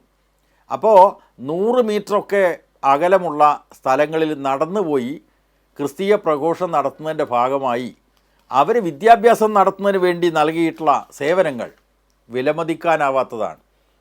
അതിനെയാണ് മതപരിവർത്തനമെന്ന് കുറ്റപ്പെടുത്തിയിട്ട് RSS അടിച്ചമർത്താൻ വേണ്ടി ശ്രമിക്കുന്നത്. ഇവിടെ ഈ ചരിത്രം ഉണ്ടല്ലോ, അതായത് കേരളത്തിലടക്കം നമുക്ക് വിദ്യാഭ്യാസം നൽകുന്നതിൽ വളരെ പ്രധാനപ്പെട്ട പങ്കാണ്. കാരണം ഈ RSS പ്രതിനിധാനം ചെയ്യുന്ന പ്രത്യയശാസ്ത്രം അനുസരിച്ച് വേദങ്ങൾ അറിവിൻ്റെ കേദാരമാണ്. പക്ഷെ ആ വേദങ്ങൾ പാവപ്പെട്ടവന് പഠിക്കാൻ പറ്റില്ല. ഇതായിരുന്നല്ലോ ഈ നാട്ടിൽ നിലവിലുണ്ടായിരുന്നത്. അതിനെ എതിർത്തുകൊണ്ട് നമ്മുടെ സമൂഹത്തിൽ ഈ നവോത്ഥാനത്തിൻ്റെ സന്ദേശം വന്നു. അങ്ങനെ കുറേ മാറ്റങ്ങളുണ്ടായി. അറിവിൻ്റെ മേഖലയിൽ ക്രിസ്തീയ മിഷണറിമാർ നടത്തുന്ന പ്രവർത്തനങ്ങളെ ഇപ്പോൾ കായികമായിട്ട് തന്നെ തടയാനുള്ള പരിശ്രമം നടത്തുകയാണ്. അതിൻ്റെ ഭാഗമായിട്ടാണ് നേരത്തെ ഇവിടെ പറഞ്ഞതുപോലെ ഈ ചരിത്രത്തെ വളച്ചൊടിക്കാനുള്ള ശ്രമം. ആ ചരിത്രത്തെ തന്നെ വലിയ നിലക്ക് വളച്ചൊടിക്കാനുള്ള ശ്രമം, അതിൻ്റെ ഭാഗമായിട്ടാണ് ഇത് വരുന്നത്. ഇപ്പോൾ ഈ പുസ്തകത്തിൽ ഭാരതത്തിനും ഹിന്ദുത്വത്തിനും നേരെ ആസൂത്രിതമായിട്ടുള്ള ആക്രമണം എന്ന തലക്കെട്ടിൽ പറയുകയാണ്, യഥാർത്ഥ രൂപത്തിൽ ഭാരതീയ ചരിത്രം അവതരിപ്പിക്കുന്ന വിഷയം വരുമ്പോൾ ഈ ശക്തികൾ എതിർക്കാനുള്ള കാരണം ഇതാണ്. ഭാരതത്തിൻ്റെ ശരിയായ ശത്രുക്കളും മിത്രങ്ങളും ആരെല്ലാമാണ്? അപ്പോൾ ഭാരതത്തിൽ തന്നെ ചില ശത്രുക്കളുണ്ട്. അത് മുസ്ലിങ്ങളാണ്, ക്രിസ്ത്യാനികളാണ്, കമ്മ്യൂണിസ്റ്റുകാരാണ്. ഇത് അടിസ്ഥാനപരമായിട്ടുള്ള ഒരു കാഴ്ചപ്പാടാണ്, RSSൻ്റെ കാഴ്ചപ്പാടാണ്. അത് പ്രാവർത്തികമാക്കുന്നതിന് വേണ്ടി ഇന്ത്യയിൽ പലയിടത്തും അവർ ശ്രമിക്കുന്നുണ്ട്. ഓരോ സംസ്ഥാനത്തും അതിൻ്റേതായിട്ടുള്ള സോഷ്യൽ എഞ്ചിനീയറിംഗ് ഉണ്ട്. കേരളത്തിലതുണ്ട്, ഓൾ ഇന്ത്യ തലത്തിലുണ്ട്. ഇവിടെ 2 വർഷം മുമ്പാണെന്ന് തോന്നുന്നു, ഒരു ദിവസം നരേന്ദ്രമോദി ഡൽഹിയിലെ അവിടെ കത്തീഡ്രലിൽ അവിടെ ക്രിസ്ത്യൻ പള്ളിയിൽ കടന്നു ചെന്നു ആശംസ അർപ്പിച്ചു. യഥാർത്ഥത്തിൽ കേരളത്തിൽ ക്രിസ്ത്യൻ വിഭാഗത്തിൽപ്പെട്ട ആളുകളെ തങ്ങളുടെ കൂടെ നിർത്തിയാൽ രാഷ്ട്രീയമായിട്ട് നേട്ടമുണ്ടാകും. അതിനുവേണ്ടി പരിശ്രമിക്കുന്ന ഘട്ടത്തിലാണ് RSSൻ്റെ യഥാർത്ഥമായിട്ടുള്ള ആശയങ്ങളാൽ പ്രചോദിതമായിട്ടുള്ള സംഘം, അതായത് സ്വയം സേവകന്മാർ തന്നെ, അവരുടെ ആശയം എന്താണ്? ശത്രുക്കളെയും മിത്രങ്ങളെയും നിർണ്ണയിക്കണം. അപ്പോൾ ക്രിസ്ത്യൻസ് ശത്രുക്കളാണ്, അപ്പോൾ ശത്രുക്കളെതിരായിട്ടുള്ള ആക്രമണം എന്ന് പറഞ്ഞാൽ BJPയുടെ രാഷ്ട്രീയ തന്ത്രങ്ങൾക്ക് വിധേയമാവാത്ത ഒരു അക്രമി സംഘം ഈ ക്രിസ്മസ് കരോൾ പാർട്ടിക്കെതിരായിട്ട് നടത്തിയ ആക്രമണങ്ങൾ പലയിടത്തും ഉണ്ടായിട്ടുണ്ട്. ഇവിടെ നിജേഷ് പറഞ്ഞു ഒളവണ്ണ സംഭവം നടക്കുമ്പോൾ കേരളം ആരാ ഭരിച്ചിരുന്നത്? UDF ആണ്. അവിടെ പ്രതിപക്ഷത്തായിരുന്നു വീട്ടു പോലും CPM ഇടതുപക്ഷവും അതിനെതിരായിട്ട് രംഗത്ത് വന്നു. ഞാൻ ഈയിടെ പിന്നെ കുറച്ച് മുമ്പ് മധ്യപ്രദേശിൽ പോയിരുന്നു. കോൺഗ്രസ് ഭരിക്കുന്ന കാലത്ത് അവിടെ നടന്നിട്ടുള്ള വർഗീയ കലാപം സംബന്ധിച്ചുള്ള അനുഭവങ്ങൾ അവർ പറയുകയുണ്ടായി. കോൺഗ്രസ്സാണ് ഭരിക്കുന്നത്, പക്ഷേ RSS ഭരണകൂടത്തിൻ്റെ നാനാ മേഖലയിലും സ്വാധീനിച്ചുകൊണ്ട്, പോലീസിനെ അടക്കം സ്വാധീനിച്ചുകൊണ്ട് അവിടെ പിന്നെ ക്രിസ്ത്യൻസിനെതിരായിട്ട് മുസ്ലിംസിനെതിരായിട്ടൊക്കെ ആക്രമണം നടത്തിയിട്ടുള്ള സംഭവങ്ങൾ. അപ്പോൾ കേരളത്തിൽ അത് വരുന്നു എന്ന് പറയുന്നത് ഒരു ആപൽക്കരമായിട്ടുള്ള പ്രവണതയാണ്. മറ്റിടങ്ങളിൽ പലയിടങ്ങളിലും പല കോൺഗ്രസ്സുകാരും ഡോക്ടർ TS ശ്യാംകുമാർ ചേർന്നു. ഈ കേരളം P. ജയരാജൻ സൂചിപ്പിച്ചത് വളരെ ശരിയാണ്. കാരണം ഈ മാർക്സിസ്റ്റുകൾ, മുസ്ലിങ്ങൾ, മിഷണറിമാർ, ഇത് അവരുടെ അജണ്ടയാണ്, ശത്രുക്കളായി. അതാണ് ഇപ്പോൾ നടത്തിക്കൊണ്ടിരിക്കുന്നത്. അതെ, വളരെ വ്യക്തമാണ്. ഇതിന്റെ പ്രധാനപ്പെട്ട ഞാൻ 2 രസകരമായ സംഭവം വളരെ കുറഞ്ഞ സമയത്തിനുള്ള സൂചിപ്പിക്കുക. ഒന്ന്, പിന്നെ ഈ സത്യപ്രതിജ്ഞ ചടങ്ങ് നടക്കുകയായിരുന്നല്ലോ. ആ സത്യപ്രതിജ്ഞ ചടങ്ങ് നടക്കുമ്പോൾ തന്നെ അതുമായി ബന്ധപ്പെട്ട സംഘഗീതങ്ങൾ ഒഴുകുന്നതായിട്ട് നമ്മൾ കണ്ടു. രസകരമായ ഒരു സംഭവം ഉണ്ടായ, സംസ്കൃതത്തിൽ അവിടെ ഒരു സത്യപ്രതിജ്ഞ നടക്കുകയുണ്ടായല്ലോ. ആ സംസ്കൃതത്തിൽ നടന്ന സത്യപ്രതിജ്ഞയിൽ പറഞ്ഞത് വിനിയുജ്യ എന്നാണ് ഒറ്റ വാക്ക്. പക്ഷെ വിനിയുജ്യ എന്ന് പറയുന്നതിന് പകരം നിയുജ്യ എന്ന് പറയുന്ന ആൾക്കാരെയാണ് സത്യത്തിൽ നമ്മൾ അവിടെ കാണുന്നത്. എന്ന് പറഞ്ഞാൽ സംസ്കൃതം പോലും അറിയാതെ സംസ്കൃതം ആണ് എന്ന വ്യാജേന ചില പ്രതിജ്ഞകളൊക്കെ നടക്കുന്ന രീതിയിലേക്ക് നമ്മുടെ നാടിനെ കൊണ്ടുവന്ന് എത്തിച്ചിരിക്കുന്നു. ഇതും ഇന്ന് നടക്കുന്ന ക്രിസ്മസിനെതിരായിട്ടുള്ള പ്രവർത്തനങ്ങളെ നമ്മൾ കൂട്ടി വായിക്കേണ്ട എങ്ങനെയാണെന്ന് ചോദിച്ചാല്, ഇന്ത്യയെ ഒരു ഹിന്ദു രാഷ്ട്രമാക്കി, ബ്രാഹ്മണ്യ രാഷ്ട്രമാക്കി സമ്പൂർണമാക്കി മാറ്റുന്നതിന്റെ ഭാഗമായിട്ടാണ് ക്രിസ്തുമസ് ആഘോഷത്തിനെതിരായിട്ടുള്ള വർഗീയ ഈ പറയുന്ന വിദ്വേഷ പ്രചാരണങ്ങളുള്ളതെന്നാണ് അടിസ്ഥാനപരമായ കാര്യം എന്നുള്ളതാണ് നാം അതാണ് അതിന്റെ 1939 തന്നെ. അതാണ് അതിന്റെ കാതൽ. ഞാൻ സമയപരിമിതി ഉള്ളത് കൊണ്ടാണ് ഇടപെടുന്നത്. ഇത്തരത്തിൽ പല വിധത്തിലും നുഴഞ്ഞു കയറുകയാണ്. ഇതിനെ തകർക്കാൻ മതേതര ശക്തികൾ കുറച്ചു നിൽക്കുന്ന ആ രാഷ്ട്രീയ പോക്കിന് മാത്രമേ സാധിക്കുകയുള്ളൂ. അതിലേക്ക് തന്നെയാകണം കേരളം അതിൻ്റെ നവോത്ഥാന യശസ്സിൽ നീങ്ങേണ്ടത്. ചർച്ചയിൽ പങ്കെടുത്തവർക്കൊക്കെ നന്ദി. ന്യൂസ് ഇവിടെ പൂർണ്ണമാകുകയാണ്.